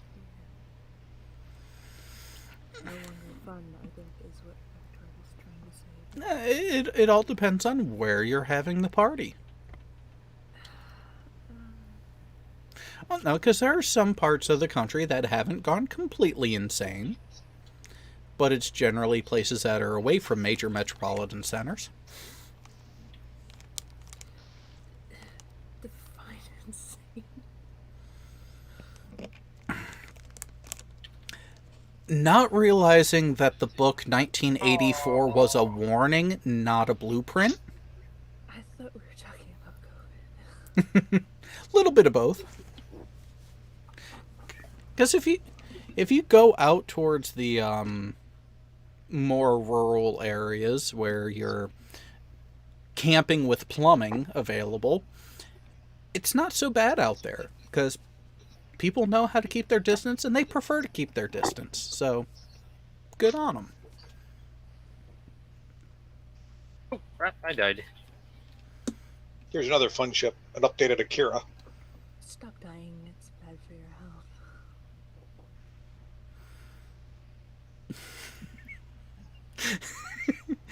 But isn't that what the reset button's for? Oh, wait a minute. Life doesn't have a reset button. Jared, check your DMs. Which one? I have so many. Presumably the one from Kara's Crane.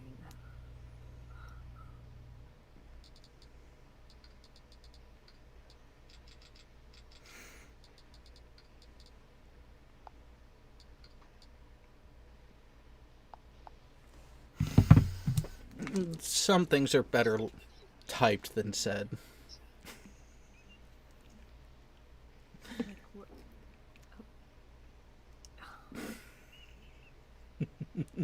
I won't be able to speak the rest of the evening. Wait. Factard is talking about, I'm assuming, a temperature that in 38C. What's that in real units? I know, it's probably... 38C actually is in triple digits, so...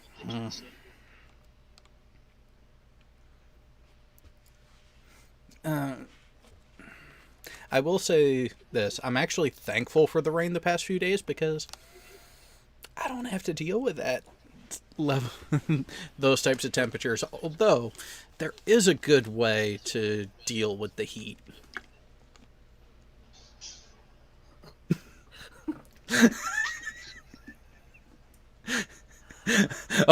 Okay. Okay, Mark is correcting himself.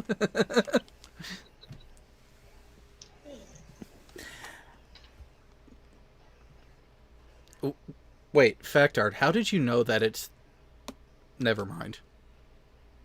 You're talking about a different unit.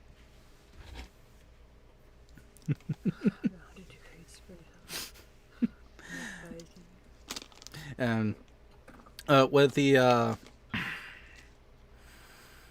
actually the other night when I was leaving work, I was thinking, I was like, you know what?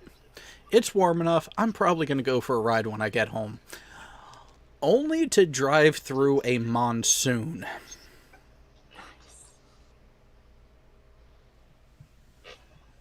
Oh, Mark's dealing with the wireless keyboard. Yeah,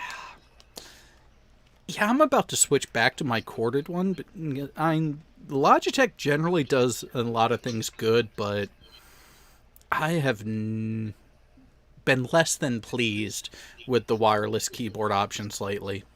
Then again, maybe I won't be as pissed off when I try something like Hand Simulator then. Asshole. Here you go, Jared. Here's a ship. What the hell is that supposed to be? Looks like a Federation cross with a Klingon. Bingo. It's a Kittimer class. It's a joint ship built by both the Federation and the Klingons. Huh. Were they drinking too much blood wine when they did that? Well, you got a pizza cutter on one end and the sharp stabby bits on the other. So you can both cut your food, then flip it around and stab it and eat it. Does it have a click? Yes. Oh, So it's an invisible pizza cutter. No. When I win at Monopoly, I take all of that money and spend it in Canada since it has... you know, I am genuinely curious. Battle cloak, though. But... I am genuinely curious. How can anyone take a financial crisis in Canada seriously when they talk about the loonie being down?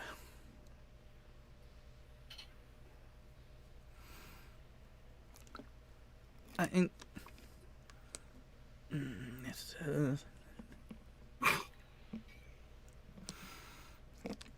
is it still 73 cents to the dollar between Canada and the US? I thought it was sadly closer.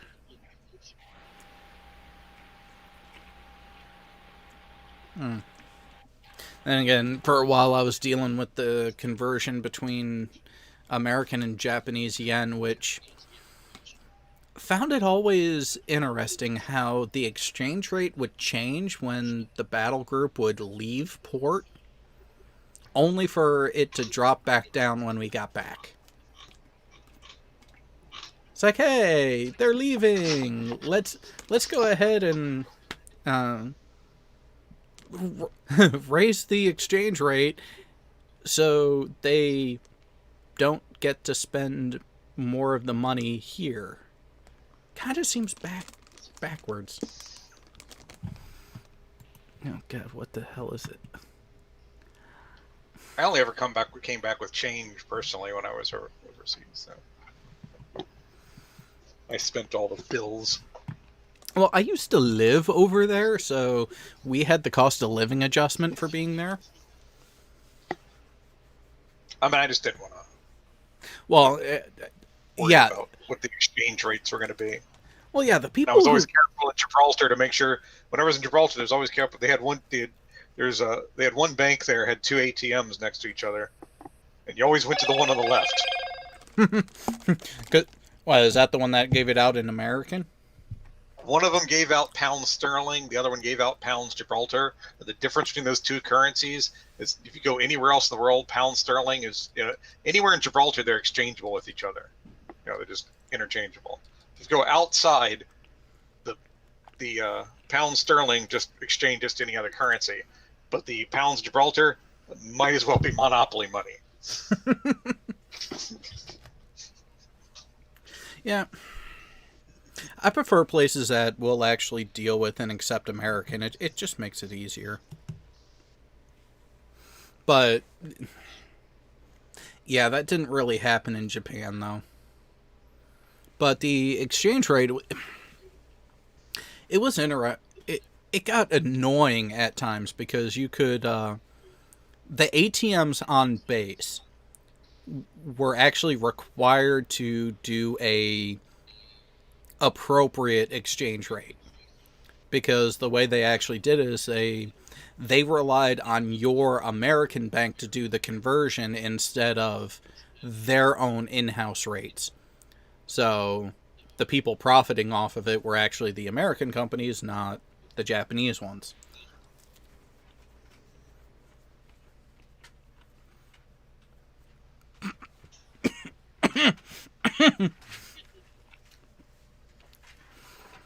Chin up, Trump is going to get the U.S. there. I'm not sure if I trust Trump to get us out of a paper bag. I mean, there's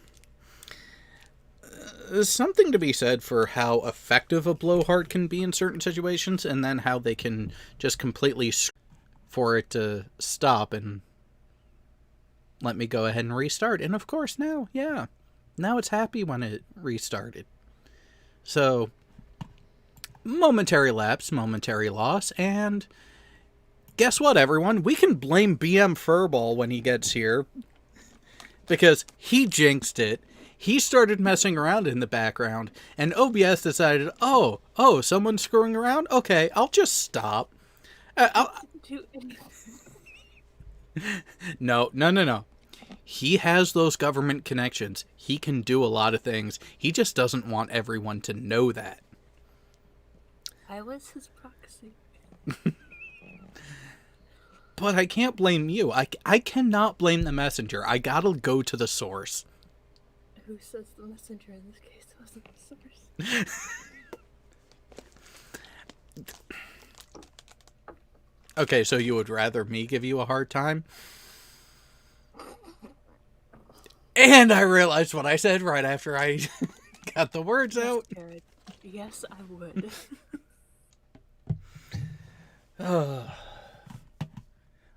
I mean, no. I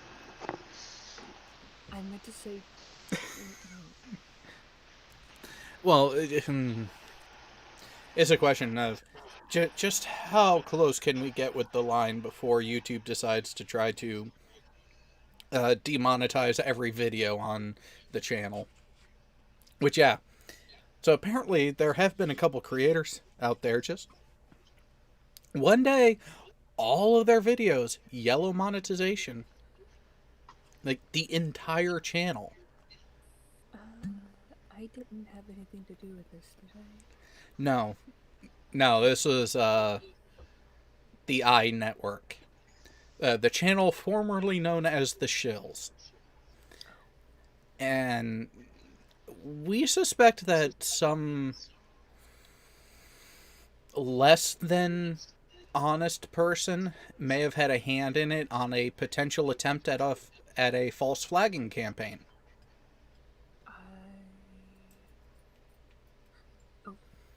Now, if you're wondering who we might be talking about, just on the stream, just look in the upper right corner. We have a counter for the last time that the person was honest. Which, Apparently, he doesn't know how to read a hypothetical either. Oh, now... Oh, you're going to go back to World of Warships? Yep. Oh, did you look into the Warhammer limited edition update? I saw those. That could be interesting. Eh. I like Eve. I like Eve Online. I just haven't played it in a really long time. Well, speaking of playing... Yep, that's the look I was hoping for. Now, Sunday, right now, unless I get told I'm working on Sunday, right now I'm planning Sunday doing the gameplay of Payday 2. I will admit, I have not played the game. The game has been installed on my computer for a number of months now. I just haven't had the time to play. So I'm making the time, and I'm going to make an event for everyone to laugh at me and at how well my skills have aged over time. Jared, Blake said he would spare you only because I begged him. Isn't he the one supposed to be begging? I'm not like that. Usually. See? Usually. I've seen you have your moments. They're isolated, few and far between. Which is what makes them all the better. And you know what? Very pronounced. And you know what? You mentioned his name, and the output in OBS started to go, what, huh? And then stabilized. So yeah, I think my OBS does not like him. I don't think he's actually watching right now. He is doing stuff. Butt stuff? Probably. No, not butt stuff. He's Army. We can never be sure, but we can always assume. Isn't that what they say about us? Yeah, it's classic projection. Let's face it, when they get sent somewhere, they're sent somewhere in the middle of a field and have to play Boy Scout. When the Navy will go somewhere...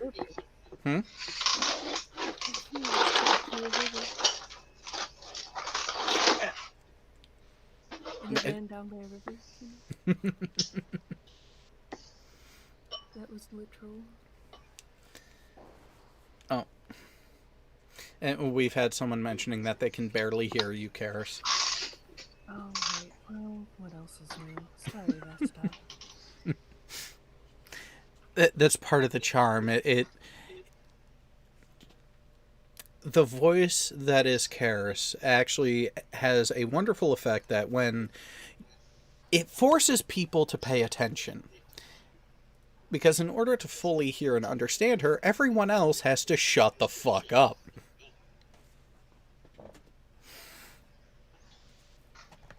Can't even find my game. Well, are you going to play some EVE Online now? No. It's been too long. I'd just go find a rock and go mining. So, Minecraft.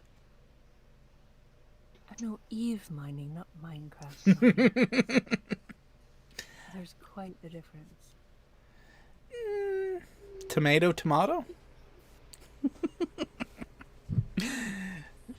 Though I can't really say much because the main game that I've been playing lately, that in the times when I've had the few minutes to play, has actually been Space Marine. I like Imperium, but lately... No, Jared. We know you play Hello Kitty Island Adventure. That's on the phone, not on the computer. And how the hell do you know that? Agent told me. Skyrim and Elder Scrolls Online lately. Well, Minecraft when I'm pulled into it. Oh, did Cheshire get to you too? No, it's a different set of individuals. Mm. You can never get away from mind crack. You know, that is one game that I never like. I understand why some people got into it because of the nostalgia appearance to it of that 8-bit esque graphics. But beyond that, It's simplistic until you factor in the human element. Then it becomes suddenly far more complicated. Kind of like League of Legends. Its premise is extremely simple, but when you bring humans into it, then things get a lot more rowdy. well, yeah, I mean, the great way to fuck up the perfect system, give it to some humans to play with. Yeah, pretty much any system. But I think we've had this discussion.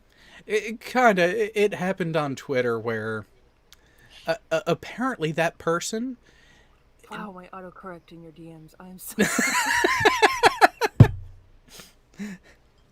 Was it an That's supposed to say your, not yuppie.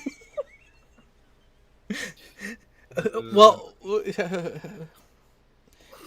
well, at first I don't know if you were going for that or puppy because, well, got a couple overgrown ones here. You are an overgrown one. Hey, just because I get along with the animals that well doesn't mean well, wait a minute. There might be something to that.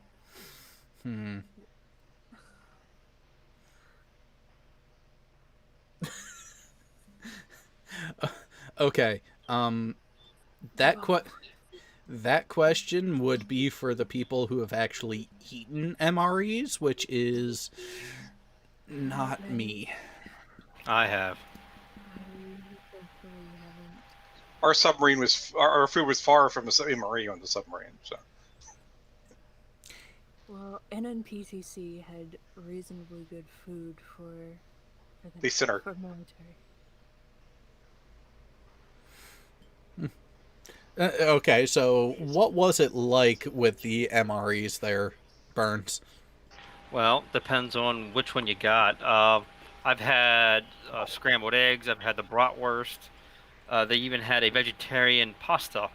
So they weren't too bad. They probably could have used some adjustment. Describe the MRE bratwurst. One of them had pound cake in it as your dessert. Oh. But describe the MRE bratwurst. Bratwurst. Yeah, the bratwurst weren't bad. Really? Or actually, they were frankenfurters, is what it said in the package. I'm surprised that they weren't bad. But then again, it depends on your standard. That's not a dig at you. Mm. It depends on your standard. Well, And then you had- wait, were those your torpedoes that still took it out? Yep. Well, so you still got something for it. But yeah, if you're gonna call it a bratwurst, it needs to be a proper bratwurst, not a frankenfurter.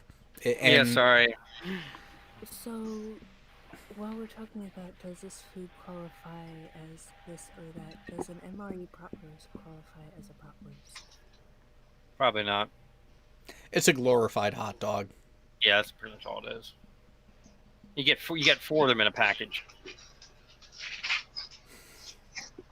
What people really hated was the sulfur smell from the heater. Well, so it depends on what kind of bratwurst. Bratwurst could be good though. well, True. so you get 4 of them in a package, but did they give you 6 or 7 buns? You got none. No buns.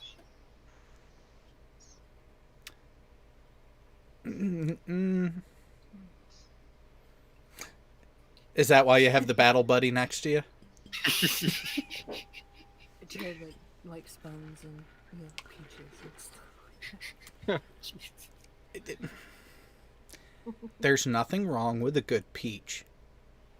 Just got to catch it at the right time and know how to savor it. Timing is everything, yes. There's And Number of tempo. Fingers, actually, never mind. Stop it. So I that's did announce my return. then you probably shouldn't have said it in the chat first.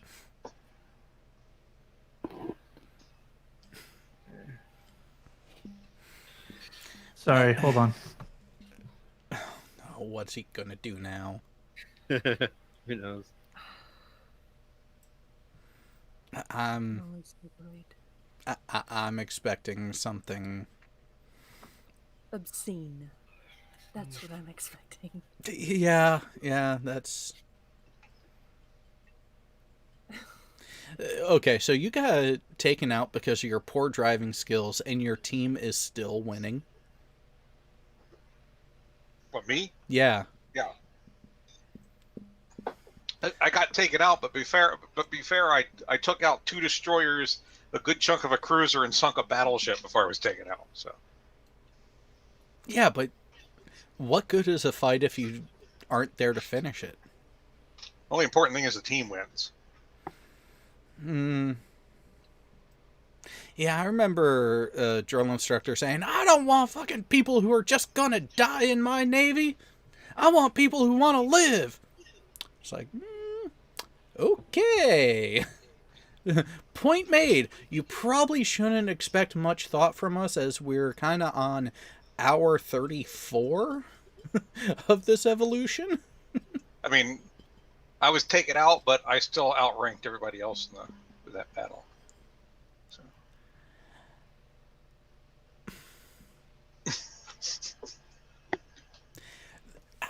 I'm not sure what to make of your team from that.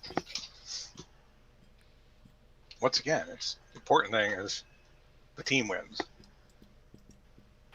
Yeah, you just contributed to its win. That's all. Yeah, because I mean, if I die earlier, it's not gonna. It doesn't mean I'm gonna lose. The team's gonna lose. The important is, did we take out all the enemy ships? That's all that matters. If it means there's one ship left and I can end the game real quickly by just ramming in the fucker, I'm gonna do it.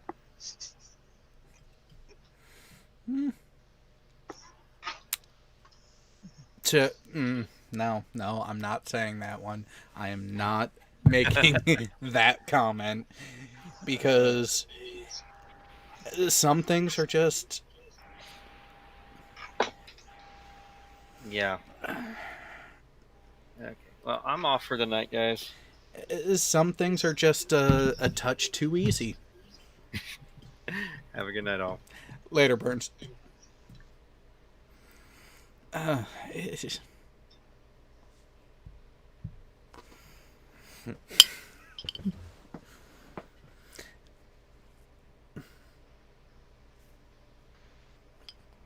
Now, so, okay, let's see what we have from the chat. Anything good?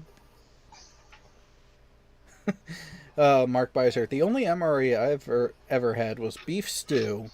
It wasn't half bad, but I was really hungry at the time. Also, it was about 25 years ago when I thought microwave burritos from a convenience store were not half bad. So, lowered expectations? So it's not half bad, is it less or more than half of that? Well, it's also one of those, if you don't expect much, even if it's bad, yeah, it always could have been worse.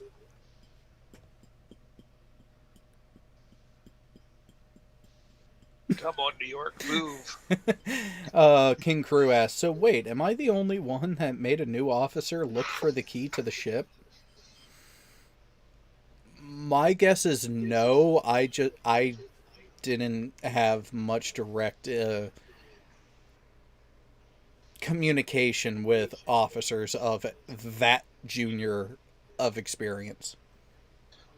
Didn't work on a submarine. I mean, our officers, we didn't exactly get new officers in the sense that what a surface ship would get. So. Oh yeah, surface ships get them straight out of the frickin' academy. Yeah. Oh, King Crew was a bosun, so yeah. Yeah.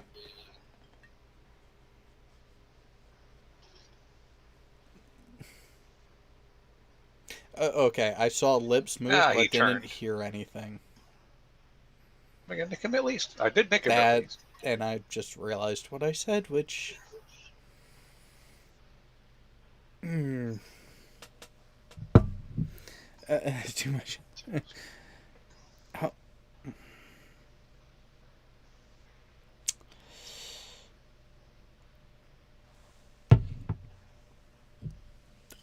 I... Yeah, I think you got me on that one. Get Ah. used to Right now, there are so many pixels on the screen. Chish could probably draw on stream and still be safe. Well, I don't know. Cheshire's skills with MS Paint are... They're a sight to behold. Apparently so much so that the YouTube algorithm even recognized a belly button.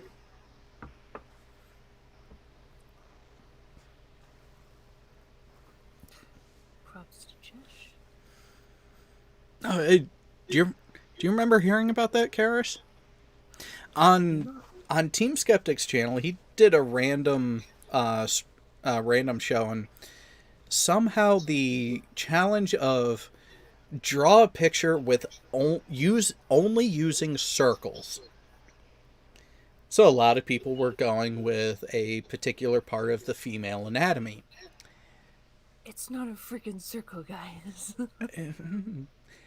Chesh did it in such a way that Excuse me. that the YouTube auto detect or someone flagging it caught it for the shall we say inappropriate content. I had a structural malfunction here. Alright. Let's see if I can stop knocking shit over. But that's impressive. To get back on the subject. So I just got this message. I'm going to write a cop a ticket. Oops, that's too low. I So much for monetization. a happy accident, I take it. Believe it or not, yes.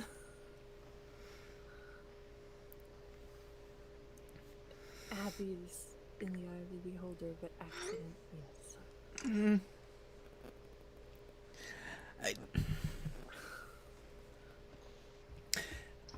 I'm not sure if I would ever call anything true on accident, or most things could be more seen as an unintended outcome.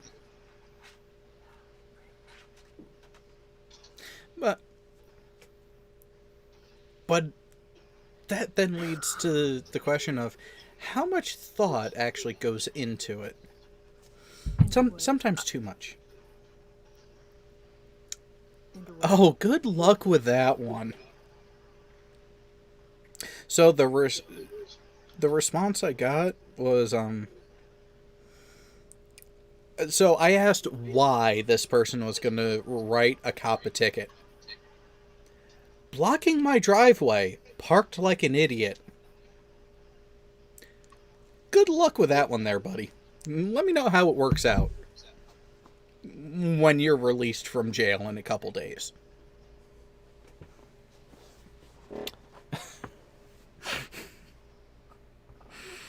Alright, Karis, I know you're going to be able to guess who it was simply by the next response. It'll be a fun experience.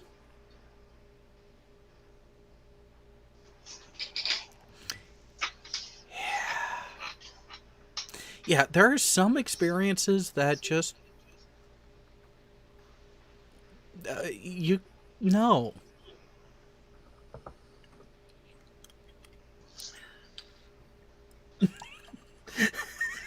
Yeah, even King Crew gets it. Yeah, no, just no. But some people are slow learners.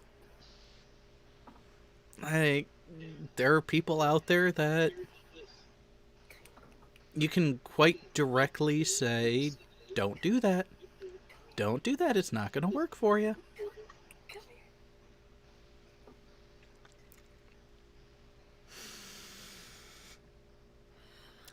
I was trying to get Amber up here, but she didn't take. Which one's Amber? She's the dog. It's a very patriotic ship. So there's Amber, the dog, Drist, the cat, Bailey, the python, and Cody, the cockatiel. So, who came up with the name Drist? I did, because he fights literally everything.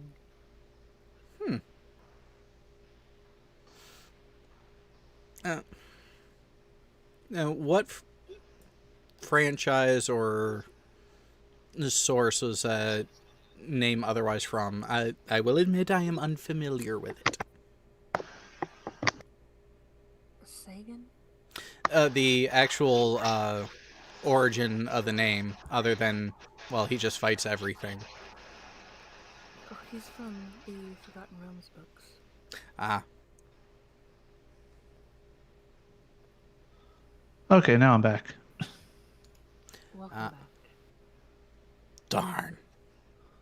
You can keep talking about me all you want. It just had to ruin the party. No, the more the merrier. Within reason, but I think Bo might get jealous.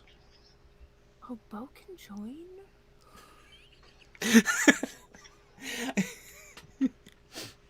You know, He'll just...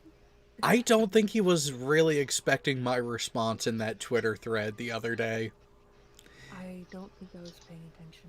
Oh, well, when Furball and I were going back and forth, and Bo shot back with, "Oh, get a room," and I was like, "But it wouldn't be the same without you, Bo." Oh, I wasn't paying attention. I didn't see any of that. Also, your DMs. On all things that and everything else.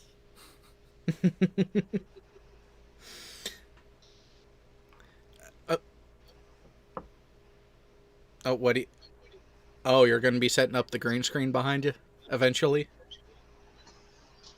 Muted. What? Yeah, I was going to put it on the back of the chair. I was just saying this is proof that I'm in a new location now. Seriously, people? Ah! I hate it when people do this. Damn it. Well, I think he took that torpedo, though. Guys, I'm in a battleship. This thing does not turn quickly. Nor does it slow down quickly. Doesn't do anything come on. quickly.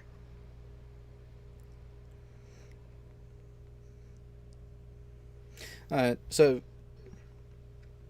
okay, with the, I'm noticing a bit of the echo from the background. With the green screen behind you, are you planning on putting some sound deadening material on the back of it to see if that helps with that? I'm actually going to be putting up some homemade sound treatments in this room eventually. Sounds fun. Yeah, some bass traps and things like that. So. But the question is, will you get to the point where you could smack someone and no one would hear it? But that takes all the fun out of it. No one outside of the room. Jared. That takes all the fun out of it. Who doesn't want to get caught once in a while?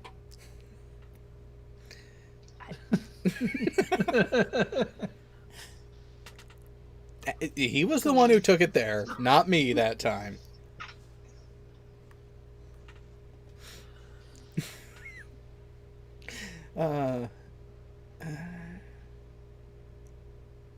And just out of interest, how often do you meet people in the armed forces that have accents that you just can't understand? Often. And I was going to say, anyone from Texas? Now, there are some people from Texas I was able to understand. It's more I the... understand people from Texas. Oh, I'm from Missouri. Yeah. As you Well, were. well, Karis, you might agree with this one. Bayou Country, Louisiana. I've Love never it. been there, so. Well, so think of the overly characterized satire version of a French Creole type of accent. They exist. God damn it, Jared. Alligator's I'm a- medulla oblongata.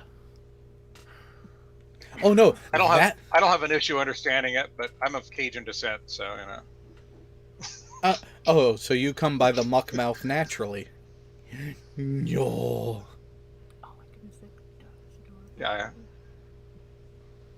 Yeah, I'll probably have a partner in crime in here all the time now.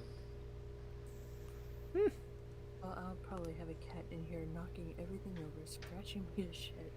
Oh. He already made one appearance in here. Yeah. Well, actually, here's a question with Drist. How is he with where he's actually supposed to be scratching? Or does he avoid the scratching post completely? Oh, yeah, he avoids it. He has no use for it. I can put it. I've tried 10 different locations to see if, maybe he wants it here, maybe he wants it here, maybe he wants it in this position. No, he wants to scratch my legs to hell, or eat the dog's face, eat the dog's ass, eat that's not you know what I mean? He attacks the sofa, attacks Cody the bird. The python so far wants no part of him. She's still young though. Boy, when she gets big, that'll be interesting. Oh God, he's a terror. I love him. The difficult Most ones kittens are tend that to way. be. Yeah. I think he's part Bengal. There are signs. Yeah, a bit of the markings, that attitude, that feistiness is definitely The there. rounded bat ears. He has huge rounded ears. Yeah. And the 2 stripes down his back. He's And also the definitely- size. Yeah, my other one was a mix, Bengal mix, and he was really big. Well, he was long. He wasn't muscular. I mean, he wasn't broad. He was Slyly he athletic. was slinky. He was a slinky. A furry slinky. God, in But- your DM. God damn it. I can't. Mm.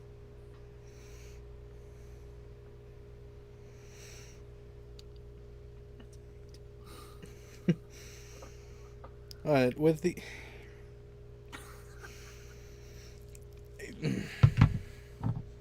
Okay, train. Pick a track and try to stay on it for a few minutes, please. For a while, I had a cat that was part Maine Coon. And, yeah, similar... You're forgetting one. Or a dozen.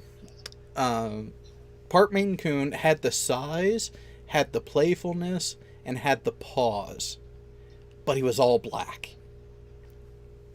So, of course, my kid had to name him Onyx. It's still missing a few.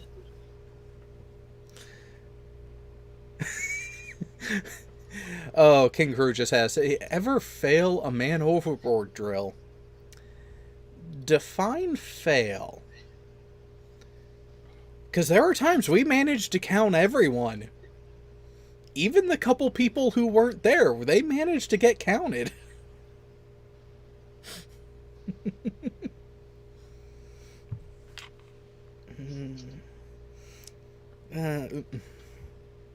See, now, that last one could be interesting.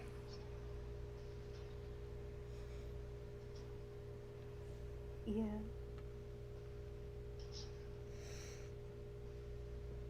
And it all hinges on that.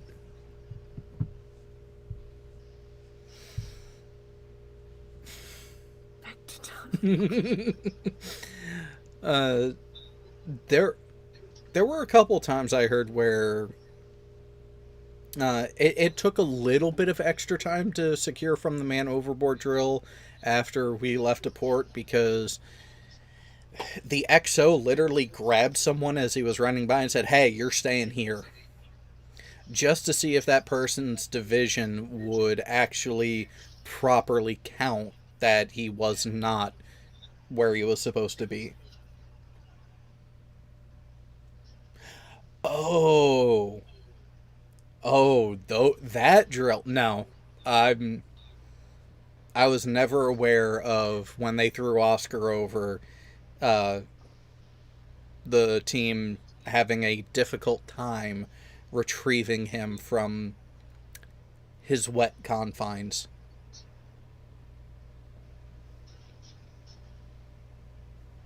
Now, I'm just curious, how did Oscar find his way back to the Wasp before the Rib did?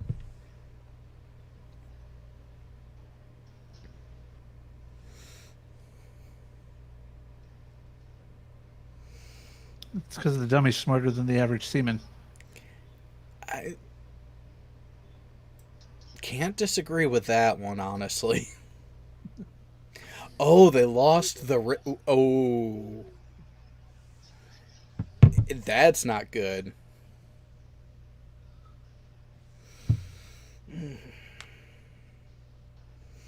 Let's check. Well,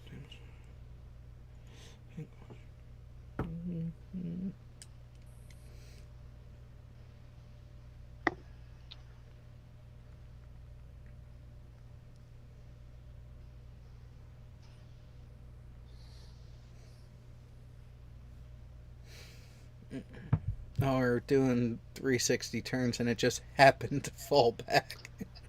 Oh, Factard asks, what's a rib? It's actually supposed to be spelled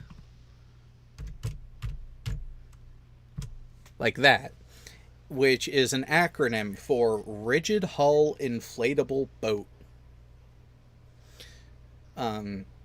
So if you've seen if you've seen any of the more recent shows that involve the Navy, like the SEAL Team 6 show, the SEAL Team show, it's not 6, they're 3. Every now and then, if you watch the credits or anything, it shows them doing a water basing when they're on a small motorboat with the inflated outer bit. That's what they're talking about. It's half boat, half inflatable raft with a good sized motor on the back of it.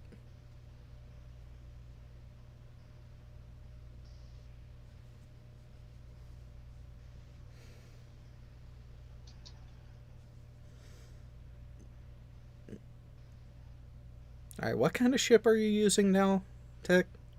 Destroyer, Oh. Farragut class. Yeah, probably a good idea to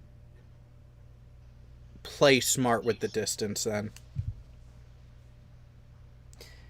Have you seen the new Lambo boat? I have not. Open? No. Yes, that is actually...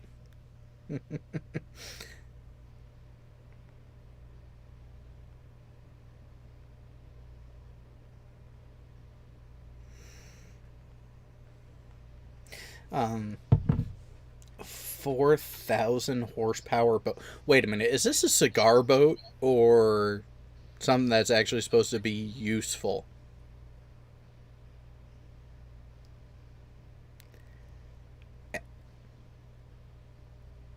Because I've heard of people doing odd chop shop jobs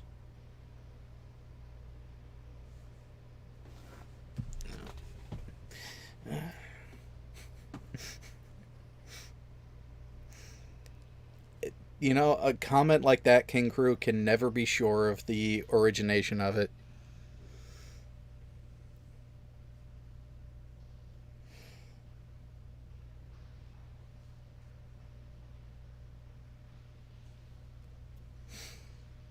So, King Crew just got wood. And how does that make you feel? Accomplished? It wasn't from anything I did, so no.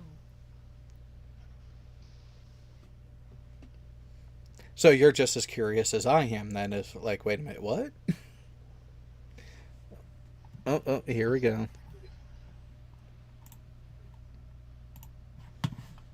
Let's see what this thing looks like. Yeah, a Lamborghini 4,000 horsepower boat. That's actually a decent looking yacht. Are you talking,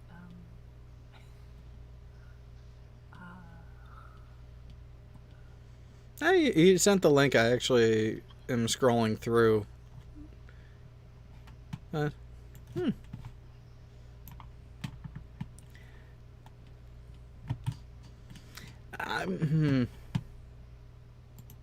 I'm not sure if I would trust the reliability, though.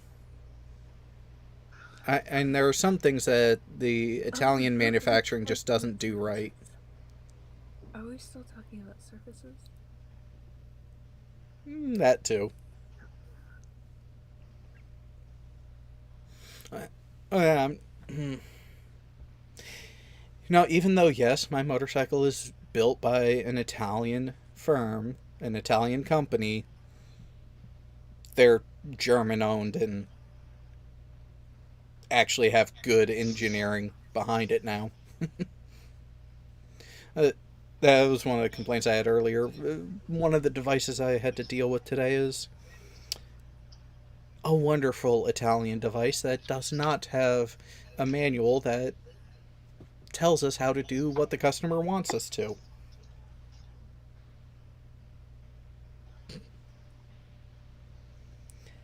I don't know what you're talking about, Fred. I never do such a thing. And granted, the English language is a wonderful thing if you know how to use it. But that can be said about many things.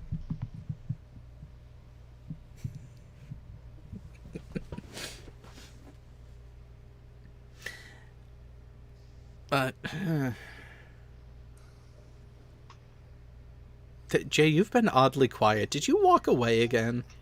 Yes, I did. That explains it. Yeah, Creepy. roommate came home and all the dogs were barking, so I had to go help with that. Ah. When I say roommate came home, she came home to her house. We just moved in today, so yay. Oh, so dogs are getting used to the new noises around. Hey, I heard you. Hi, I'm here. I'm a dog. Who are you? What are you? Two chihuahuas and a terrier mix. Yeah, this will be fun. And the roommate owns 2 Aussie shepherds, so, and 2 cats. Oh, joy. Yeah. And that actually reminds me of a client that that the wife and I used to have at the salon. They had an Aussie shepherd named Lola that barely barked, only barked when absolutely necessary. Lola did get older in age and did end up passing away. About 6 to 8 months later, they got a puppy. Another Aussie. And once that dog found its voice... Oh, yeah. Who's Puny Cock? They just followed me. We'll talk about that later. Let's just say... Well, you know what? No, it's just... I have heard from a couple of sources that we are going to end up having a place where things can be corrected in a fascinating way. You seem to be referring to something specific, but Well, there's someone who has a habit of getting things wrong. Intentionally wrong. And a number of us have been avoiding breathing life into the situation. And there are people out there who would rather see the correct information put out, and they have come up with a creative way of doing it. so would since you're saying this presumably in reference to this account, are they a disseminator of correct or incorrect information by your estimation? That account will actually be giving the correct information that the person they are modeling themselves after, the person they are parodying, does not. Parodying? Yep, damn. It's hard to get your tongue around that, isn't it? What? The tongue does need a bit of a workout, though.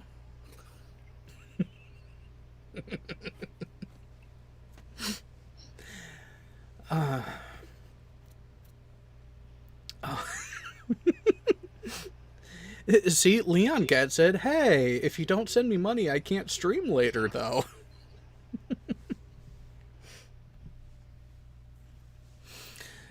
But yes, Are we still talking about the tongue? we're talking about many things. But yeah, so for anyone who sees the account that actually just commented in the live chat, feel free to subscribe and follow on all available social media accounts, because it's going to be entertaining. Fred Rollins. Oh no, Fred, it's not poor. Sometimes it's too good. I made the mistake of walking past my 96-year-old neighbor's home. That's 40 minutes of my life I'm never getting back. You know, there are times that yes, you can get caught by the wrong person and get stuck talking for far longer than you should. Situation like that, I am more amenable to, because that older generation, a lot of them don't really have the people to talk to. And sometimes we all need someone just that we can talk to about whatever's on our mind, and it's a good thing. And yeah, it tends to be that way. She's a sweetheart, but oh my gosh. It's like, yeah, it's like, God, you're great, you're wonderful and all, but I really gotta go. And that's the thing, sometimes it's hard to say no.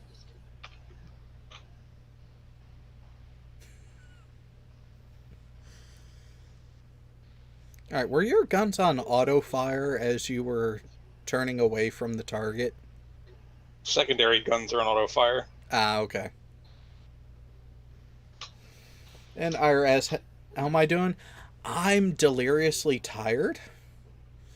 Because in the past 48 hours, 24 of them have been dedicated to work in one way or another. I was going to do a bit of a relaxation, pure entertainment, nothing serious, no major conversation type things earlier today, but work decided to have other plans for my day. So instead, Sunday noon, I'm going to be playing a game, streaming to the channel, joined by a couple channel members and patrons also. So if anyone wants in on the fun, again, we do have a couple game keys available for you to join us in playing Payday 2. If you want to be in the voice chat that's going to be going on as well, you would need to be a channel member or a patron. Oh, and Jared, specify for the audience, please, how to acquire these game keys.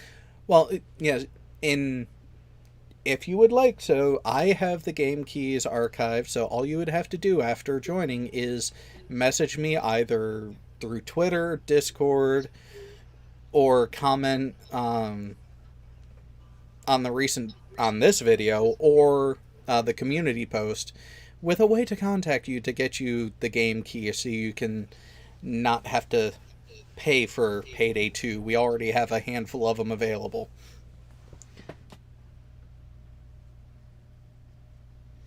Well, knowing my luck, we're going to be starting with Payday 2, but I'm not sure what games we're going to go to after that.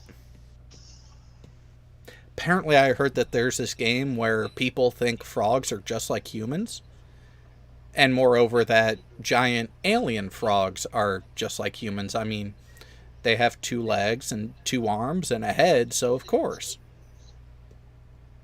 Are you sure you're talking about aliens and not the French? Well, they do say you are what you eat, so they could be the French. Okay. Yes, I know my volume is chronically low. Also, I play bot lane support. And LRJ88 Leon asks, what? No hand simulator? Hand simulator? No. Handsy simulator? Later.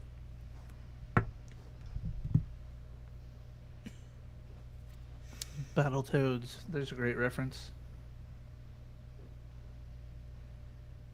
What else did I miss? Oh, so apparently tomorrow night's going to be quite the rum and coke on top of it. Yeah. Yeah, I saw that tweet too. I thought I wasn't on the screen unless I spoke.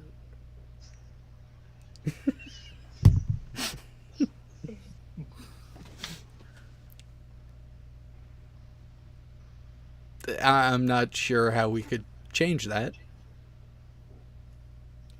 But so Punycock asks if I play any League of Legends or Counter-Strike Go or PUBG or Fortnite.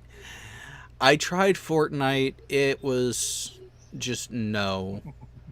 Haven't tried PUBG.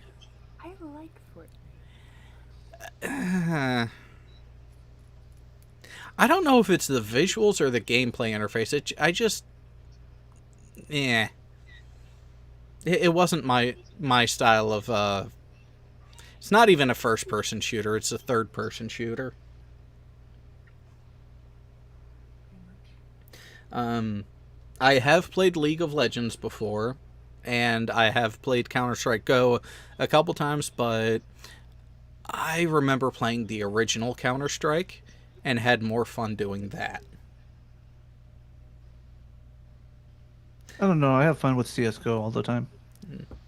But it's, when comparing it to Fortnite, what other options are there? True. I would rather play CS:GO instead of Fortnite. Valorant, I am not familiar with. Dota 2, also not familiar with. I know of. That's about it. Yeah.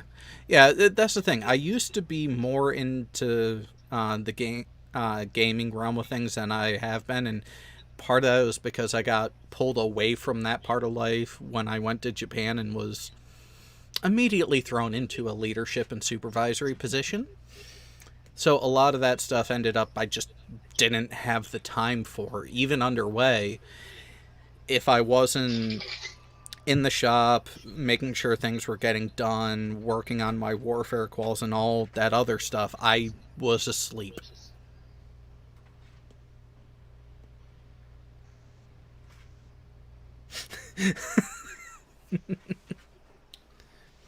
So I stopped reading lips. I now began counting how many sips of her drink she has. Some would say not enough because there's too much left in the glass. But those people don't know that there's that nice balance in between. If you have too much, and it's not as enjoyable. There's not as much fun going on. And yes, it has been refilled. We saw it happen. Yes. I do try to maintain some level of dignity.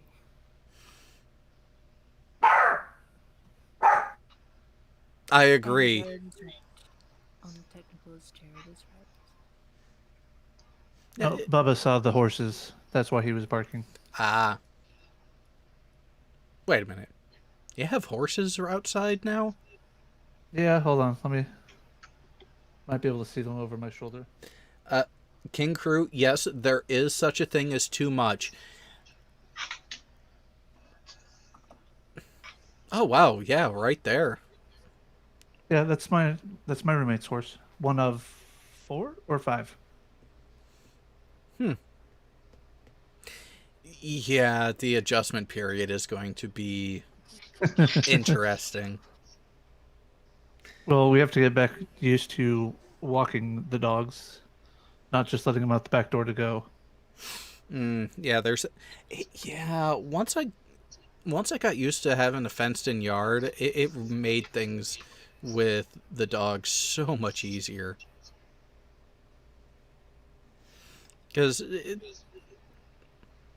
But then again, I kind of took advantage of fenced-in backyard with poor sight lines too. Hey, you know what?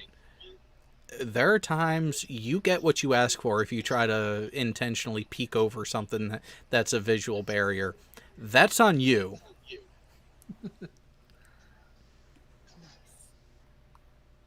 Well, it's kind of like that whole thing of when people say, "Oh, this person's being." Should I be Should you be what? heading fences? Well, no, because here's my thought.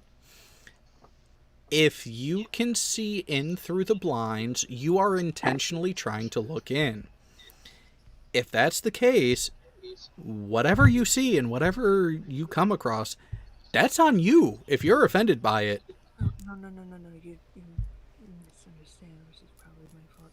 I'm talking about a different train of conversation. Should I be adding fences?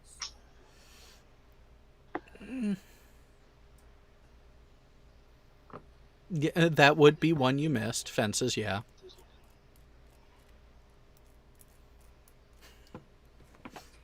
Just wondering. But it has to be a good proper stockade, not chain link. Yeah.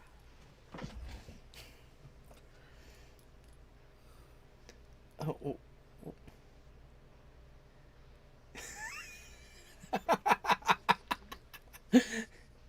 Oh, King Crew, do we want to know what you do in your yard? Yard work, man. What else? I mean, gotta keep the grass at a healthy level. Gotta clean up after the dogs. Gotta make sure that the trees in the garden don't get overgrown. What were you thinking, man? Yard work could have several different descriptions. I mean, there's lots of work you can do in the yard. But again, as you were. Now, there is another facet to it that in the backyard there is also a hot tub. The timing of that fucking bark. See, King Crew knows what's up. I'm telling you, that sometimes there is just something very calming about the smell of freshly cut grass. Yeah, the grass can go fuck itself. But isn't that how we get more grass? I want it all to burn. I have allergies, and I get the joy of being the one to mow the yard. So, Oh, as a matter okay. of fact, Now, I've been letting the lawn go because of all the moving and boxing and stuff. That I ended up getting a notice from the property management company. Hey, if we get a fine, I'm like, it'll be taken care of. And spent the last 2 days mowing it, and yeah, it's been fun.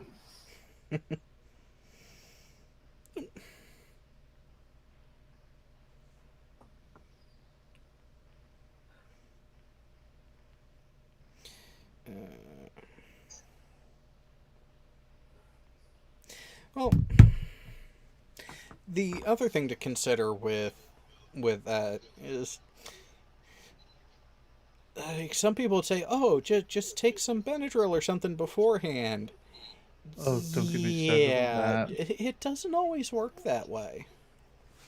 And not just that, operating something that has a motor and cutting elements while on a substance that can impair your senses.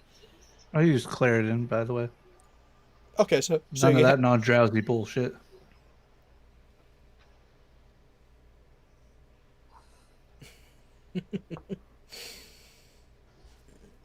Oh, hey, Jared, did you see my intro for my next project video? I think I may have missed it. You know what? I'll share it for everybody. Where's the audio for that?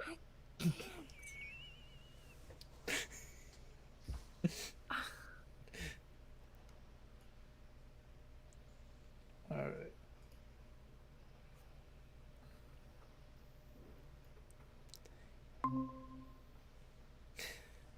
Are we going to need to do a fundraising drive to get Karis a new mic that has a localized gain control?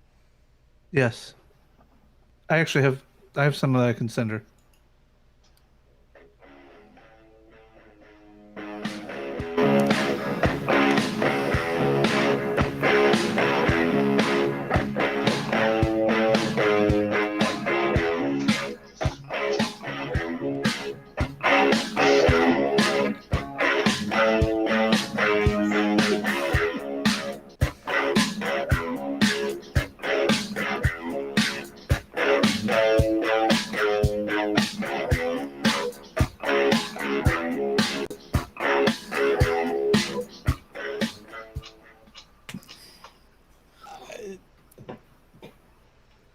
I'm not sure.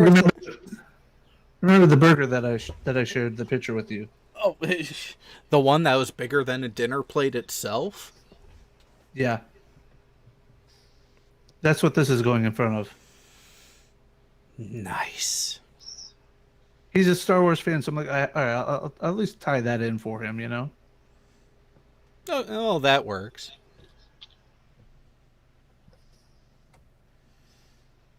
Well, you know what, people, for the buffering, you're just going to have to deal with it because I'm calling it a night soon anyways.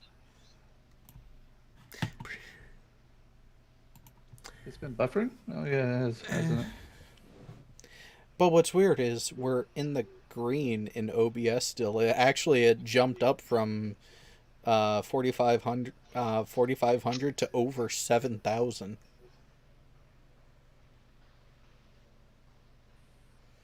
Yeah, they're blaming your video. It could be. Encoding overload. Consider turning down your video settings. Fuck you. I never broadcast in less than 1080p. Pretty sure yard work is code for naked personal maintenance work. No, that's just taking a shower. The yard work is actually doing work out in the yard. Now, what do you define as work? I guess we could have that discussion.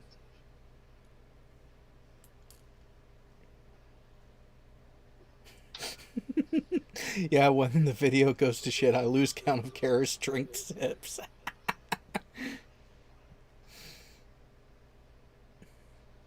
Are you playing as an aircraft carrier again? Yup, okay. That's why you plotted that course. No, no, no, no, no. The answer is 42. It's always 42.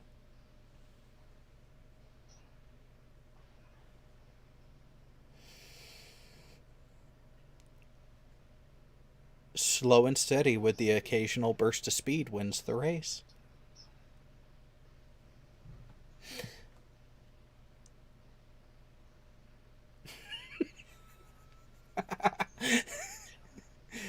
Hey. Leon, we are not getting biblical out there unless we're making fun of it.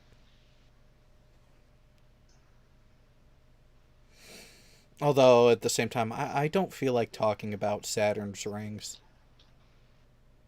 As funny as that story is, no.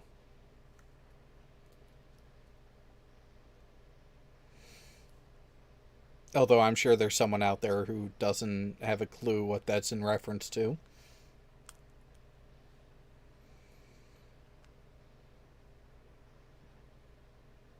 Okay, now out of these 8, and let's see how many actually make it through to hit the target. So 2.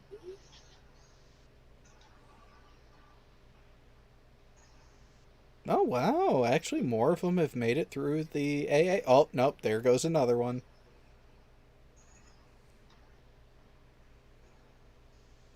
That mountain got in my way. What? You can't go kamikaze? Where's the fun in that? Actually, wait a minute. Which class of carrier is that supposed to be? Lexington? It's a Ranger. The Ranger? Okay.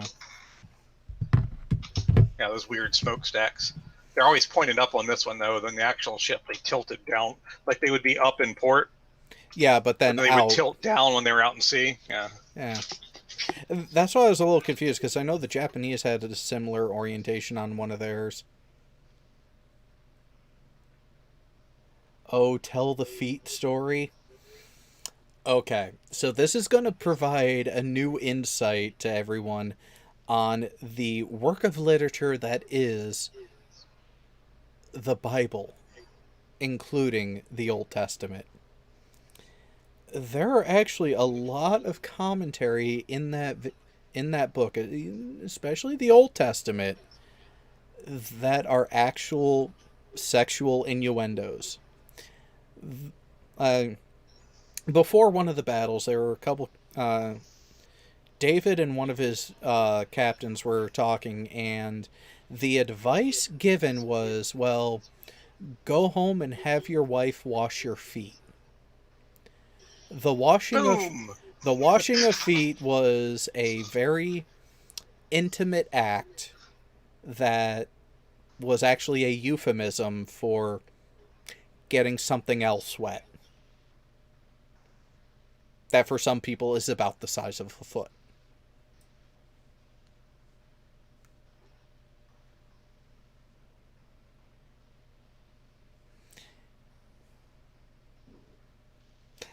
I know a better planet you can talk about.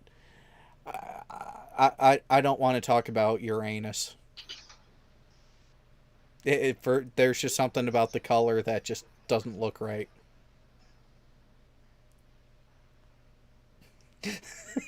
Oh, King Crew, you're a frickin' BM. There ain't nothing virgin about your ears. You could probably come up with shit that we haven't even thought of.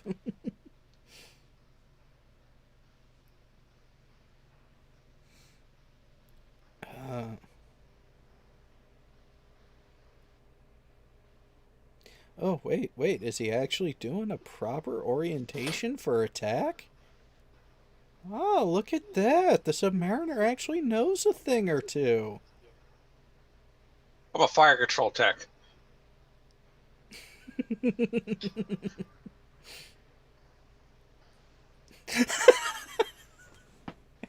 Wait, Jessica. We are not reenacting a scene from Naked Gun. We're not going to that extreme. But safe sex is the best sex.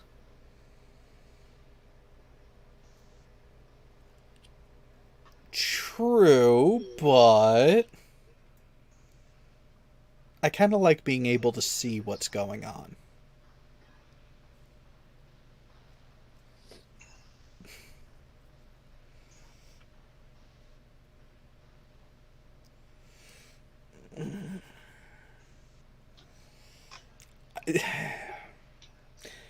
Jay, do you want to answer that? What now?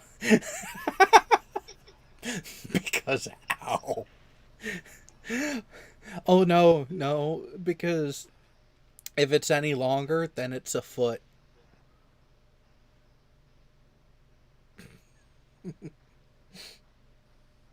See?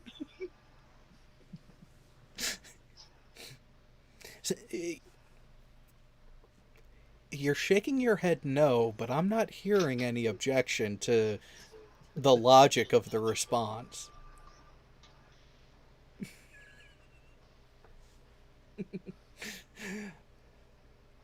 I have a feeling that this is gonna hurt later.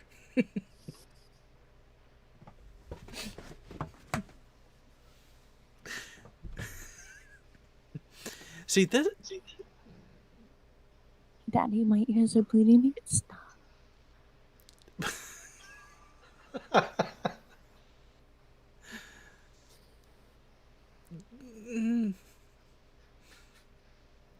Interesting choice.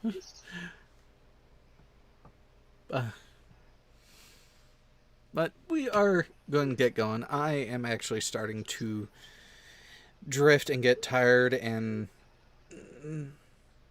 sorry, some of these tactics are just frustrating. Mm-hmm. Yeah, that's what we're going with. But you're asking me, you're asking the wrong person.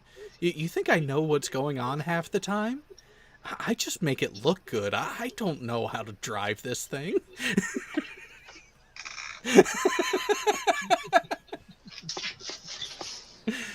But yeah, we've been going for a clip. I need to. It's just time to go. Anyone have anything coming up that they want to let the people know about? No. No expected release date for that video yet? No, I'm still in the middle of compiling everything.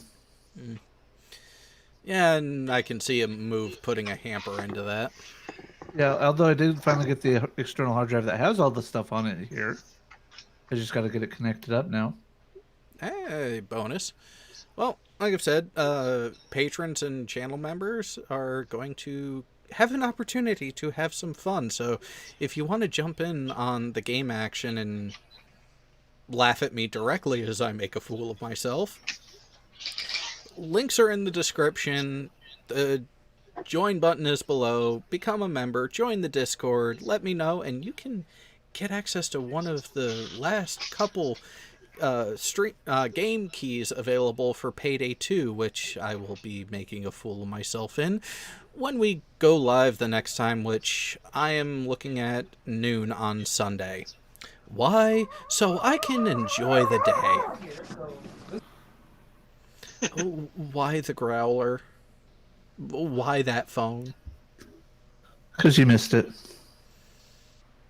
That brought back memories. And how many of them bad? Kind of neutral, really. I mean, How many were sending in where you didn't answer when they picked up? Yeah, I could see that being a problem. But anyways, good night all. We will see you next time in just a couple of days where I will again make a fool of myself. And what the fuck? The fireworks are going at damn near midnight? Shocking. Assholes. Later. Good night.